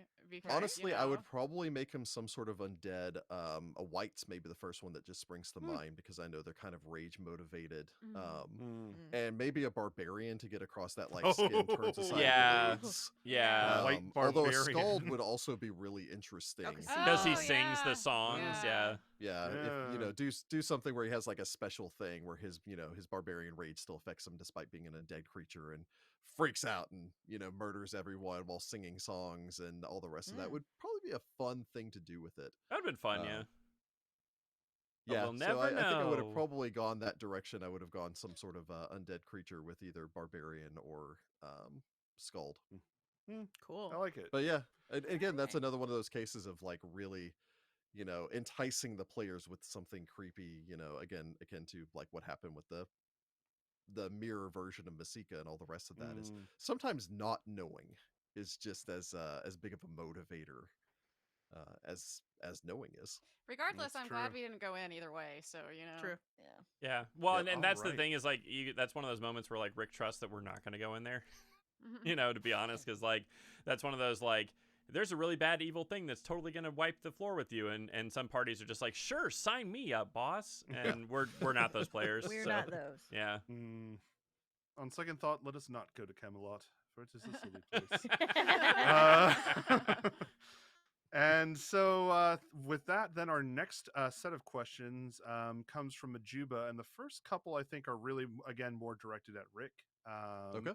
So the first one is, what content, if any, from the continuing the adventure section did you consider using, or other plans you contemplated from your own mind for this adventure path? Yeah, like I said, I considered using the Mekuare, Sphinx waking up, and I found that very interesting, which is why I teased it. They also have a whole thing about Olnot the Festering, basically Mm. getting back up and the party having to fight that. No, thank you. Yeah. Uh-oh. Please Yeah, no. no thanks. But again, I can't remember. Is it Final Fantasy 2, which is the one that has the you reach the end of it, it's like we've been fighting the same villain the entire time, and then it's like, aha, after you beat the final villain that you've been fighting to get to the entire time, out pops chaos or whatever That's it is. Final Here's Fantasy another villain. 1. That might be Final Yeah. Fantasy 1. I might have been I thinking think about it's X-Death one. also. A but- couple of them do something similar too. I mean, Yeah. yeah, there's also the X Death thing, and Yeah. yeah. And but I've always Chaos is hated one. that in video games, where if I've been building up Hakatep this entire time to then just go, okay, well, let's do another 20 episodes or so where you guys are dealing with this other Joe threat Schmo. that's even Yeah. bigger than Hakatep. It's just Yeah. like it kind of undercuts The entire that thing that you story. spent 222 Yeah. episodes trying to Yeah. accomplish. Yeah. It feels Mhm. like So- Dragon Ball Z. Yeah. That's I always very find Dragon Ball the- Z. It's I always how find the concept of the continuing the adventure to be very interesting, but the actual execution of it. Mm. it feels a little anticlimactic unless you can work it Yeah. in earlier in the adventure by like Yeah. playing Like down the seeding strength of it, something. yeah. Yeah. Yeah. Yeah. Or just going, hey, instead of it being this challenge rating 26 Sphinx, it's just an uber powerful challenge rating 18 Sphinx. So I can use the same story beats, but include it earlier in the story, so it's actually part of the adventure. And then the Just my next thought. question for Rick is going to be: would you ever be willing to release the raw audio from a recording, say, of the finale, for that peek behind the curtain of how game runs sans edit? It would My not be family friendly. No, it would be Well, Depending on the no, it episode, would it would not be. very much not be family friendly. Good lord. my inclination is always no. And the reason behind this is that, for lack of a better term, I've only, small anecdote here, I've only ever paid to be basically in the beta test of one video game before, and that was actually the Kingmaker game. And I realized when I was playing it, it's like it's early access or beta test or any of the rest of that. It's what I'm getting here is the worst version of this product, which isn't enjoyable. And while we do a great job, I think, as far as, all of you guys role playing, all the rest of that stuff, like obviously, obviously there are, tons of people listening to this, right? Dozens of people listening to this right now that agree with that. Putting out the raw audio is basically giving you the worst version of the product. And I know that there's some of that where it's like, okay, well, we're getting a much more authentic take on it, but my inclination is to just go, other than just EQing and balancing and all the rest of that, which I would do if I decided to release any of this, that going, let's hold on a second while Rachel is rolling all these things and adding up all the pips on her 15, D6 or whatever it was that she And just attack, bounced. yeah. let's I sit don't here do for fast math. the 10 almost 10 minutes of silence while we all Google for an FAQ, because does this spell work with Yeah, this it's like, like how does this? this spell work? You Or the know? random times that like we've got to take a call because something urgent's coming up, and now we've got to everybody sits for 5 minutes, 10 minutes while Yeah. something's happening. Like there's a Or lot like, of oh that. no, somebody has dropped. Well, I guess we Oh have to yeah, the restart. technical Like- issues also. Yeah. Yeah, Oh, when yeah, people that's always drop. fun. Yeah. So yeah, I do think it would maybe be interesting for a couple of things, but as a whole, not really. Just because again, it's the least good version of what we make. Fair enough. And I like to deliver a good quality, product to all of you. I mean, heck, the finale episode, while it was 2 hours and 20 minutes when it was released, was 3 hours, over 3 hours whenever we recorded it. Yeah. And a Yep. lot of that ended up hitting the editing room floor was just like weird, side tangents or conversations. And I think Jordan had a contractor show up for his house reno at some Oh point, yeah, so that's we had to- right. Yeah, weird. yeah. So that happened. the fun behind the scenes things. Let's So, see thank you. here. Yeah, of course. Majuba's next question, I think, is going to be more for everyone. Did anyone ever consider dropping out of the AP during its run, or more likely before committing to the next 4-year run? Because Nope. these APs do take a while. But No. Nope. I dropping out specifically, no one came to me about that. We did have a number of conversations before deciding to undertake another adventure path. And again, a lot of that comes back to we have had an exceptionally successful Patreon, but this is a lot of work for all of us. And as such, while we love what we do here, and I know Jessica always makes the joke that, well, we'd be doing this anyway, as far Yeah. as like playing the game is concerned. It's different. Yeah. But it's It is different, different. yeah. It's a lot more demanding. And so there was a time where we even considered, what do we want to do with the next one? Do we want to commit to another 6-book adventure path? And after a long discussion, we basically decided, yeah, we do, because we enjoy what we make and we love this community that has been built up around this. And so we like having these interactions with all of you, and again, we'd be doing this anyway. So Yeah, and I think like part of it is like, my coworkers ask me like, what do you do on the weekends? And I tell them, hey, I do this podcast, and I'm recording it for up to 8 hours on a weekend. I say that happily, like with pride, that I do that. That's not like oh man, I got to go record Find the Path again, man. This is just going to ruin my weekend. Like, we enjoy, I personally, yeah. I Yeah. enjoy doing this. Like, I Yeah. like doing this. I have fun with it. So, it's definitely been that. As far as like maybe dropping out of the next one, the only reason I'd be doing it is because of time. Just because it does take a lot of time to record Yeah. 3 shows. Which again, we had a conversation. It was announced recently in Hell's Rebels, that we are moving away from doing after parties. This will be the last after party, obviously, for Mummy's Mass, but we will also not be doing it for the adventure path that follows. Yes. And in large part, it's just because when we did the math on it, we basically went, we need to find time somewhere, and something has to give, and that ended up being what we decided on. But no, I think all of you enjoy playing. We've had to make some changes on things and all the rest of that before in the past. Again, Ross wasn't part of Mummy's Mask because of time constraints and things like that. Yeah. So that whole real yeah. life thing. Life. But yeah. Let's see here. Majuba's next question is, early on, Rick mentioned planning to cut excess, duplicative, unimportant encounters. From what I can tell, other than random encounters in the desert, pretty much nothing was cut. Is that impression correct? Did you change your mind, decide that the flow was better as is, or just forget, maybe? I guess is the general question. So I did cut a number of encounters. Heck, one of the big ones I cut was the only dragon fight in Mummy's Mask. Oh, There wow. was I a was dragon Thinking fight. about that I was like, we never fought Yeah. a dragon, but Yeah, there was a blue dragon fight that's in the book. It even has I- artwork and all the rest of I that really stuff. expected there to be a dragon in Hakatep's pyramid. That one of the generals was going to be like There a freaking was Blue dragon. dragon. Heather was the dragon all along. There's a dragon fight, I was Heather. like, oh, we're gonna get to the fireplace and the general's a flippin' red dragon. You know what I mean, or something. You know, Yeah. what I Yeah, mean? 'Cause yeah. they're elemental. So, but I was kind of surprised there wasn't a dragon. Yeah. So I mean, that was one of the encounters that I cut. That funny enough, I cut it and then I considered working it into the Fated Tales, and then I ended up deciding not to go because it was a neat fight. There was like a bunch of statues, and then there was a dragon flying around. I think there was a clay golem or something that was Oh my also God. involved. in Oh, the fight. wild. Oh, It was a geez. very interesting idea. It was whichever one of those golems gains powers from getting hit by lightning. Oh, So it was a smart. fun like synergy sort of thing. Nice. But Nice. funny enough, for pacing stuff, there's when you guys did that riddle, that the solution was a wall. Oh my And you God. Oh, got yeah. that out of there. Stupid riddle. Yeah, there was supposed to be an advanced hollow serpent outside of that, Oh. which basically this Ooh. big undead snake thing to try to eat you. Mm. And I say no. I wanted to finish this adventure path on episode 222, so I just decided chop. Yeah, So- that's fair. Fair. And it's not that it wasn't an interesting encounter. I mean, Yeah.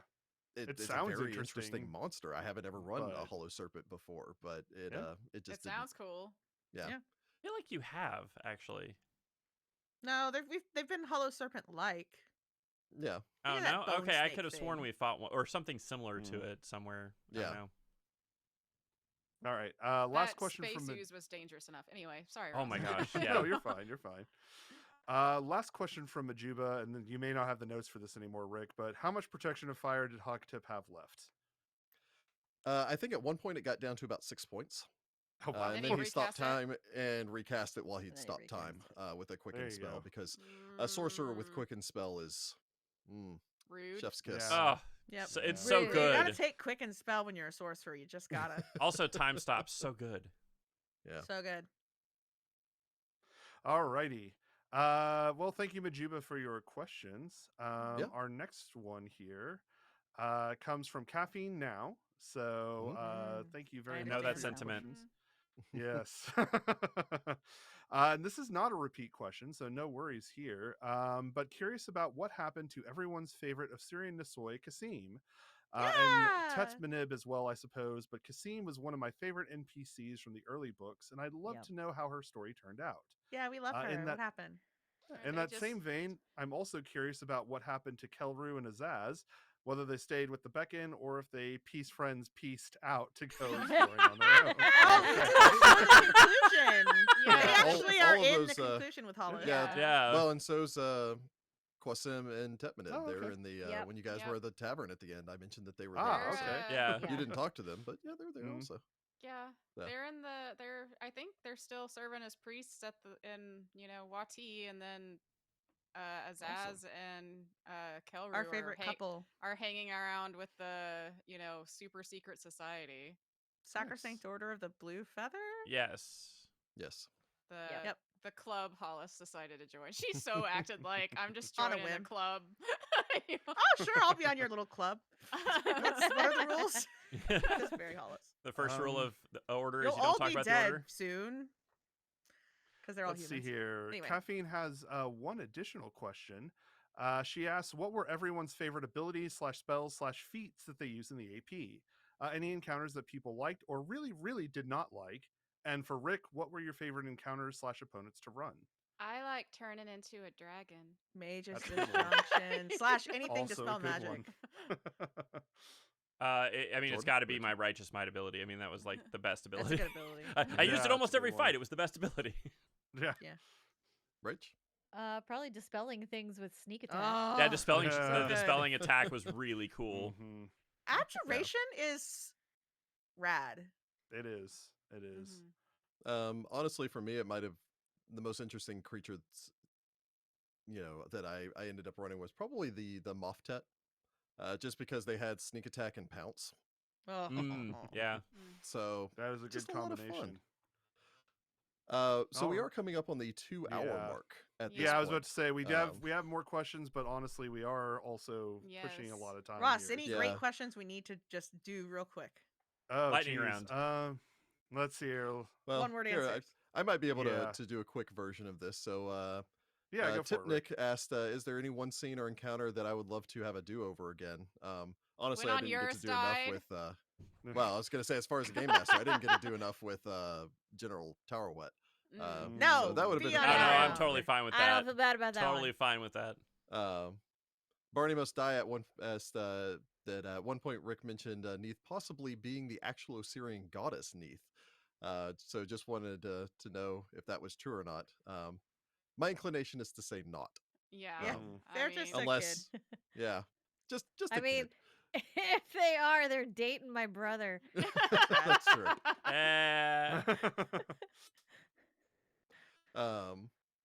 So Renwald asked if the quest for Serethit's atonement was beyond the scope of this adventure. If it had been a home campaign, would the atonement quest have been played out in detail? My answer would have also been no. Even in a home campaign, I would have just been like, we finished the final boss fight. So You did that. yeah, Yeah. you guys did this thing. Let's see, any other quick short questions here? I did see earlier in the chat somebody asking me if Narmer was named after the pharaoh, and yes, and people asking why Masika looks like a catfish. Also from the name Narmer, which means the catfish king or the catfish pharaoh. So I just ran with that theme. So, And because there was the question I saw in the chat, yes, she was an Undyne. yes, Yes. Which is also why fish. Yeah, fish. Yeah. Nevermore asked what the biggest strength and weakness of this AP as written is. Honestly, I think the biggest strength is the setting. Osirian is such a fun, interesting setting. The biggest weakness is probably that middle book section when the party's out in the desert.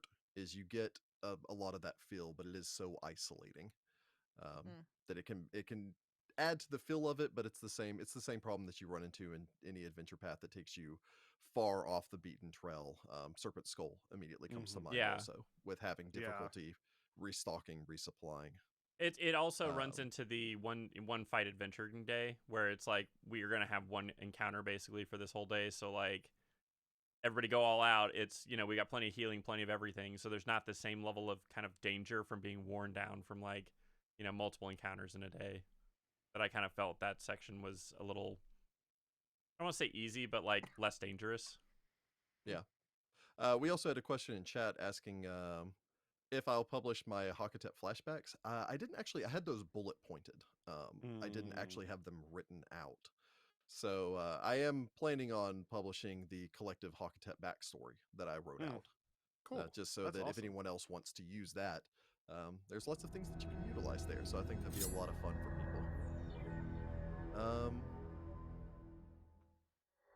Yeah. All right. So shall we do the next part? Yeah, So shall we? I do think a number Yeah. of you have probably been very patiently waiting Yes. for our big announcement as far as Yes. what we're We going to be apologize doing. to we Oh, go ahead. apologize to we didn't get a chance to answer the That is questions true. for, but I think Yes. our next announcement is something a lot of people have been Yeah. very, The very Onurus as a anticipating. risen guard is a question I've seen like 6 times in chat though. So maybe a quick yes no on that. Yes. I like to leave the door open for it. So, Okay. if that's sure. something that Heather wanted, then yeah, Yes. Okay. cool. Maybe On maybe Mama he and Nafra's Mama detail. Nafra are, Definitely on Mama Nafra's detail. It'd be weird because Yeah. he doesn't exactly love that pharaoh. But anyway, that's a different story. Yep. He was kind of But cool with anyway. Mama Nafra, though. Like, he could be cool with that. Yeah, But I maybe think, maybe that pairing finally worked out. Ah. In my head, it did. So anyway, but now we have the announcement. Yes, Yes. the announcement. Yeah. Okay, very good. All right. So we're not going to necessarily tell you explicitly. We're going to show you what Yeah. we're Then going we're to going be to doing. tell you for anyone that's listening. And then for everybody Yes. who's listening, but True. it's going to be a little awkward here for everybody who's in That's the what crew editing's for the because listening. Well- it's Yeah. they're gonna be, you guys won't be able to hear this for the first minute. But Mhm. Okay. all right, So so go here ahead. we go. In 3, 2, 1.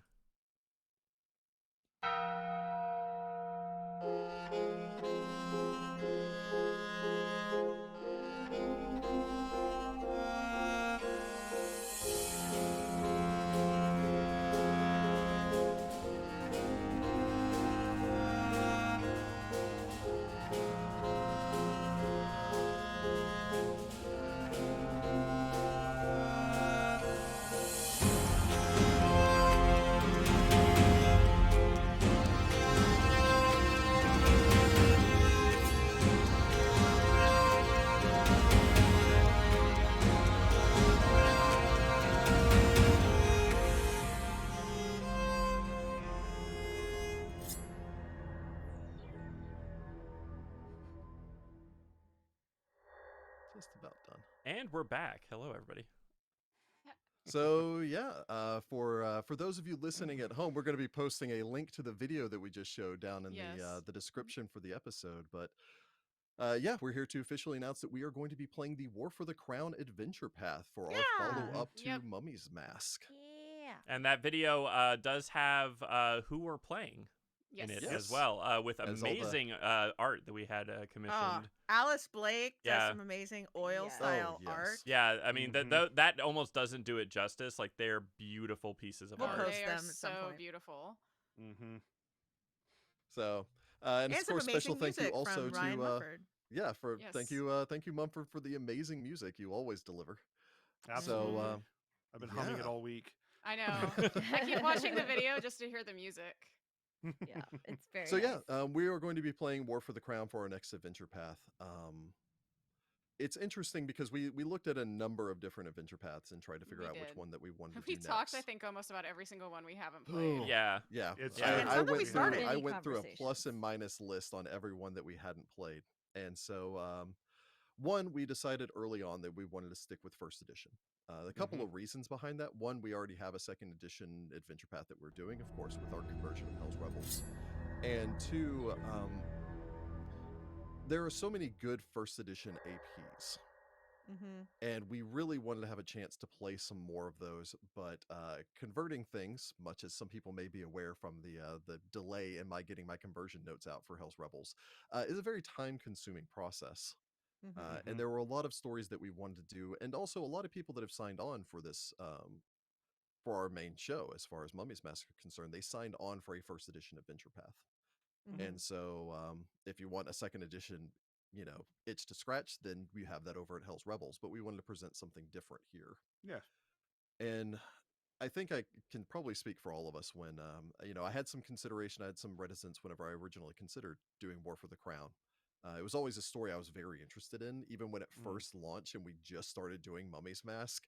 It was like, War for the Crown, though, back in 2018. I died when they announced it. Yeah. It sounded Yeah. amazing.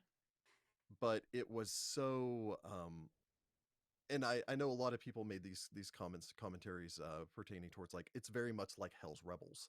And the more I looked into it, I went, this is nothing like Hell's Rebels. So it plays to our strengths, which, as far as my player strengths are concerned, have always been their extraordinary ability to roleplay to make these complex, in-depth characters. It also allowed us to present something that is vastly different from the other things that we do. Yes. Tyrant's Grasp is a beast unto itself, as far Mhm. as the story The that it's grind telling, podcast, and yes. yeah, as some people often like to call it. And Hell's Rebels is very much this underdog story of these, this scrappy collection of people trying to change their city and overthrow the tyrannical government. And so for War for the Crown, we decided to do something vastly different. As you may have noticed from the trailer that we had there, everyone is playing a character, judging by the prominent names there of Darahan and Kastner and Corsina and Zespire and Maroset. They're all playing members of the noble families of Taldor. Mhm. And so we decided to play a bit more with the theme of it being let's actually play up, much as we did with Mummy's Mask by having everyone be these characters from Osirian, actually play up with these, let's have these nobles there, um, trying to aid Eutropia in taking the throne of Taldor. Um, Also, I think on a last point is we did want to do an adventure path that had an impact. Um, Mummy's Mask, of course, it has an impact as far as Osirian is concerned, and is a story that we definitely loved. But one of the reasons that we decided to do Tyrant's Grasp is because it was the last adventure path coming out for first edition, um, and there's very few things that did not have the impact that Tyrant's Grasp did. And Hell's Rebels is a great story about these underdog heroes trying to free the city of Cantargo. Cantargo. Thank you. Mhm.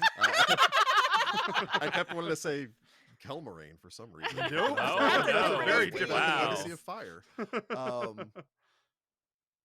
That we wanted to have something that has these long reaching repercussions, and so our minds kind of went to, well, there's War for the Crown and there's like Wrath of the Righteous, which Wrath of the Righteous would have also been a lot of fun, but there is a video game out already that you can play through the events of Wrath of the Righteous. Many people already know the story for that. Doesn't make it any less of a great adventure path to play. True. And then the whole hurdles of dealing with the mythic rules and bouncing back and forth. But not only are we playing first edition and second edition, but we're also playing first edition with the mythic rules. Yeah, So, true. no, I've always been very excited for War for the Crown, and I think that it is going to be a phenomenal story for everyone here, just because it really plays up um, this group's ability to make these fun, engaging, interesting characters. Where I sat down with all of them and just said, hey, make these characters, and even though it's a themed AP where all of them are playing, everyone's playing a human, everyone's playing a noble, they all have a very similar background. That they came to me with 5 extraordinarily distinct characters. And I say 5 because, as many of you probably noticed from that trailer as well, Ross is going to be joining us for War for the Crown. Hey. Should be fun. Yay. I'm glad I get to join the main show. Yeah, which So, thank y'all. does in case anybody is curious, does mean this will still be a weekly show. Yes. That is true. Yes. It is going to be a weekly show. Yep. We are taking a brief hiatus. We are going to be taking off the next 6 weeks, and this is going to be launching at the very beginning of 2023. So January 3rd, you'll have 3 episodes in your feed, so you can get to know these brand new characters. So how about we do a little quick roundtable, and during our announcement here, we of course get to find out more about these characters once the actual story comes out, with everyone talking just I guess a brief overview of what you're going to be playing. Nothing in backstory or anything else, the rest of that at the moment. But Jess, you want to start us off? Sure. I am playing Baroness Verity Augustine Corsina, who is a warrior poet samurai, Order of the Scales, that I based a lot on Alice Roosevelt. Interesting. Yeah. So samurai, I wanted to do a cavalier that didn't have a mount, and I wanted to do. I'm looking for classes I haven't played, and I'm looking for classes that add something or make it, there's a little bit of a twist or a challenge to them. And so warrior poets don't wear armor, but they're frontline characters. So I was like, that's kind of weird. So that's what we're doing. That's what we're rolling with for me.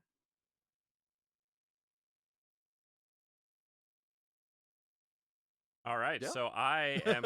Jordan, that would be I was you. just saying. I was waiting. expecting you to call somebody's I thought he name, was going to Rick. call too, Yeah. so I Yeah, was I In waiting. the same order as always. Anyway. y'all. I apologize. I just Jordan, why don't you go next?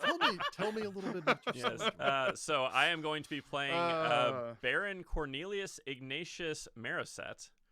And I am going to be playing an Arcanist, which anybody who's seen me play Kingmaker or any of that, on the Twitch streams knows I love a good Arcanist. Perfect blend of wizard and sorcerer, because why choose?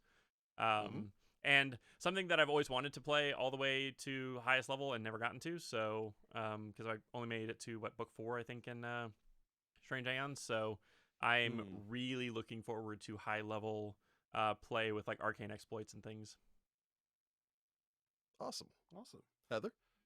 So I am playing Viscountess Gwynweaver Sigrun Kastner, and she is a skald who is a lay priest of Regathiel. Nice. So I'm excited. I haven't played a skald before, so it'll be interesting. Yes. Yeah, it'll Very be a much fun so. change of pace. The whole Regathiel angle. Yeah, Yep. that'll be fun. And many of our Rage, Pathfinder man. Society players out there may recognize the Kastner last name. True. They're somewhat famous or infamous, if you will. Rachel? Oh, Rachel's the reason that we're having to take the 6-week break.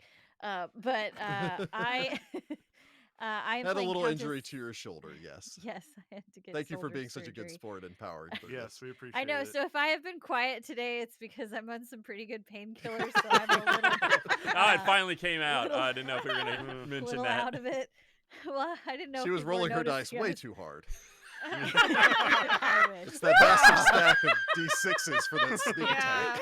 Yeah, we had to get her a Last new night when monitor Pocket too. Tap really Too took much her sneak out. attack. It's a But workplace I injury. will be I will be playing Countess Felix Averell Evangeline Zespire, and I will be exploring the altruistic version of a cleric of Abadar. She's gonna try to change my mind, y'all. I am also following Abadar in this. Yep. Oh, nice. We're having some weird things occur in this AP.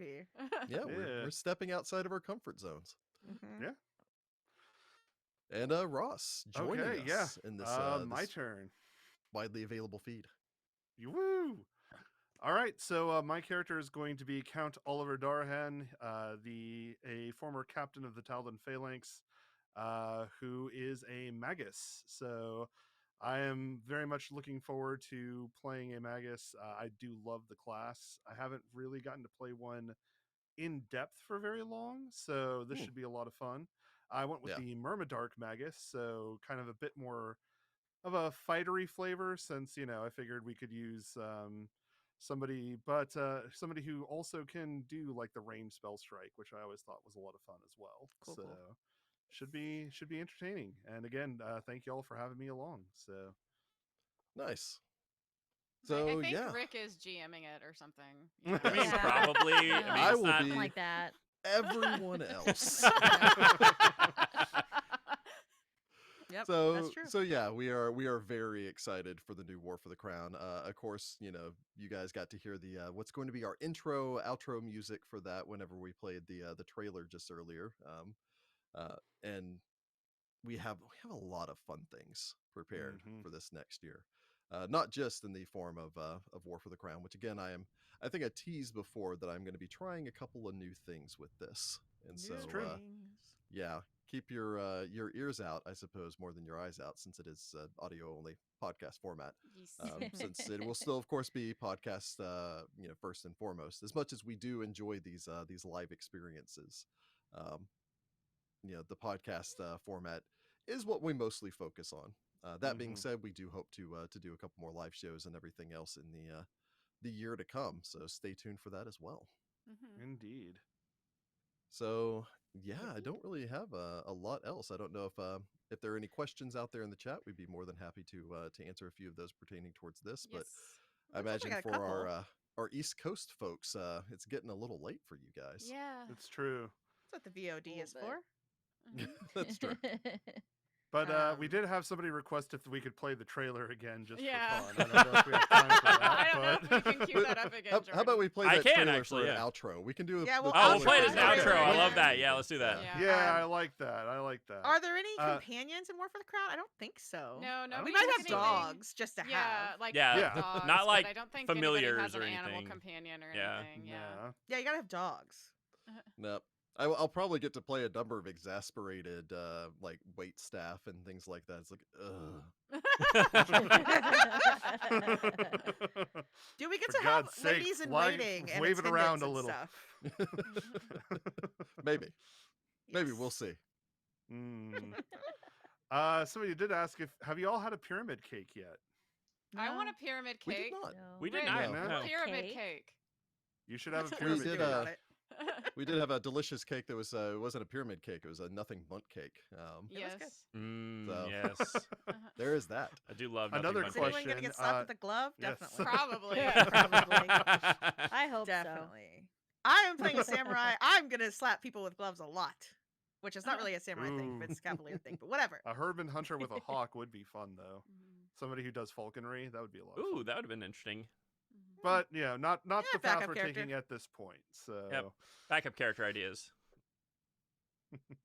So, in answer to one question that was thrown out there, yes, we are going to have a YouTube link for the trailer as well. If you want Yes. to look at that a little bit more in depth, I probably Yes. watched that trailer like 15 times. Yeah, Like I said, definitely. Thank you for I putting keep that watching together, it for the Jessica. music.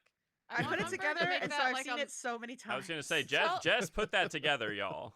Tell Mumford to make Yeah. it a longer track so we can. Yeah, like, tell him to have add a more to listen. it. We need an extended Yeah. Write version. some You'll lyrics, actually you know? you will get to hear some more Mumford originals in the upcoming, since he is also Yeah. providing with some I'm sure some we'll have additional like a background ball music as scene well. or something. So we need like a full on like bard Yeah. rendition. Oh, yeah, there you go, full I orchestral. demand it. Yep. But yeah, All right. Are we ready to outro with the trailer one So more yeah, one Uh, more time? time. The I think so. trailer. so well, Thank I y'all suppose. for coming and hanging out with us. Yes. Well, not just that, but also thank you for following us for 222 episodes of Mummy's Mask Of Excitement. shenanigans. So Thanks many for backing us on shenanigans. Patreon, Yeah, all of our subscribing patrons, on thank you so much. Twitch, cheering on We've Twitch. seen a huge surge of Patreon support after the finale And for Mummy's while Mask, and the we main greatly feed appreciate is that. on hiatus until January 3rd, Hell's Rebels and Mummy's Mask are still coming out during this. No, You mean no, Tyrant's not Mummy's Grasp? Mask. No, Hell's Rebels and Tyrant's Grasp. Tyrant's God. Grasp. But wait, Wait, there's there's more. I will point out, I'm usually the one that trips up when I say that, and so in Yeah. my brain this entire time I'm like, say the next AP, say the next AP, don't say War for the Crown like 20 minutes into the segment. That would have been So, fantastic, but and people yes. would have Oh, died. spoiler! Quick, So Jordan, play you the will trailer. you will still have 2 shows to listen to us, and hey, here's to another 220 episodes for War for the Crown. It's True. true. I'm Yeah. very curious. Just a For small Taldor. anecdote. Or I am Taldor. For Taldor. I I'm hear that a very lot. curious whether or not the role play centric nature of War for the Crown means that there's It going could to be be. even longer. Is it going to be longer or shorter? I'm like, Yeah. there'll Who be knows? fewer combat encounters probably. That's But true. that Will means the we can But a role lot play of talking. more. Oh, Yes. And Yeah, we're but playing we know how to nobles, talk. so Yeah. Everything's gonna be a little extra. yes. But yeah, so Yes. thank you so much, of course, to all of you for joining us for this Yes. amazing adventure. Thank you so much to our patrons who made it Mhm. possible for us to even continue once the pandemic began and we had to buy Yeah. all sorts of new equipment. And who continue to Absolutely. support us now. If you have not supported us on Patreon, maybe consider giving it a shot. You got 6 weeks. That's plenty of time for some 80-something episodes of Tyrant's Grasp that's over there. Yeah. So Yep. Yeah. Oh. always fun. And you get some other cool stuff. Also, That's true. depending on what tier you sign up for.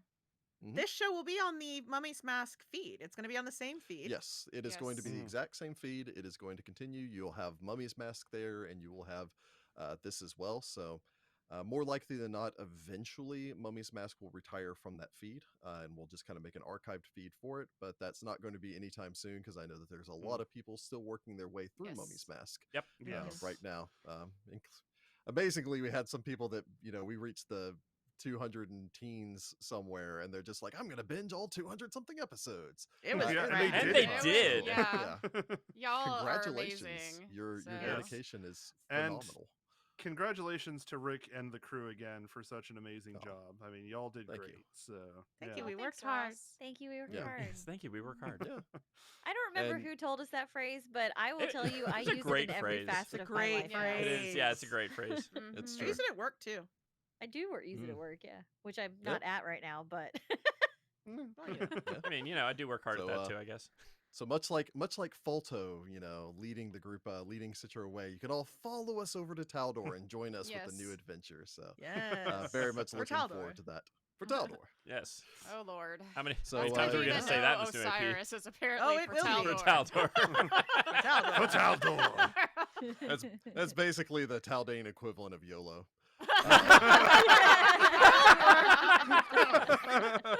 Oh my. Kevin from So, Daggermark apparently told us that. thank Oh, you, awesome. Kevin. Thank you, Yes. Thank you.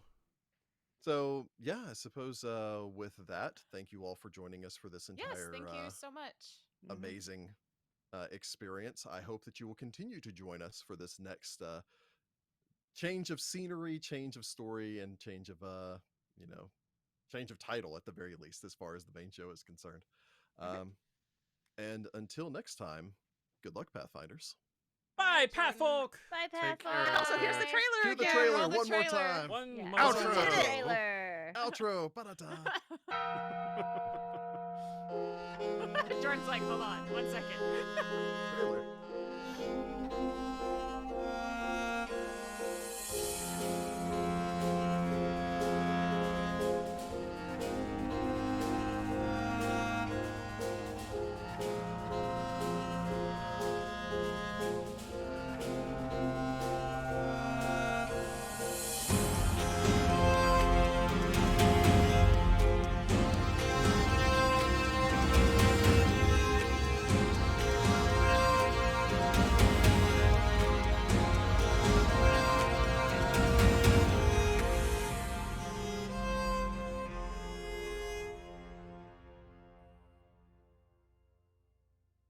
Ba-da-ba-ba-ba-da.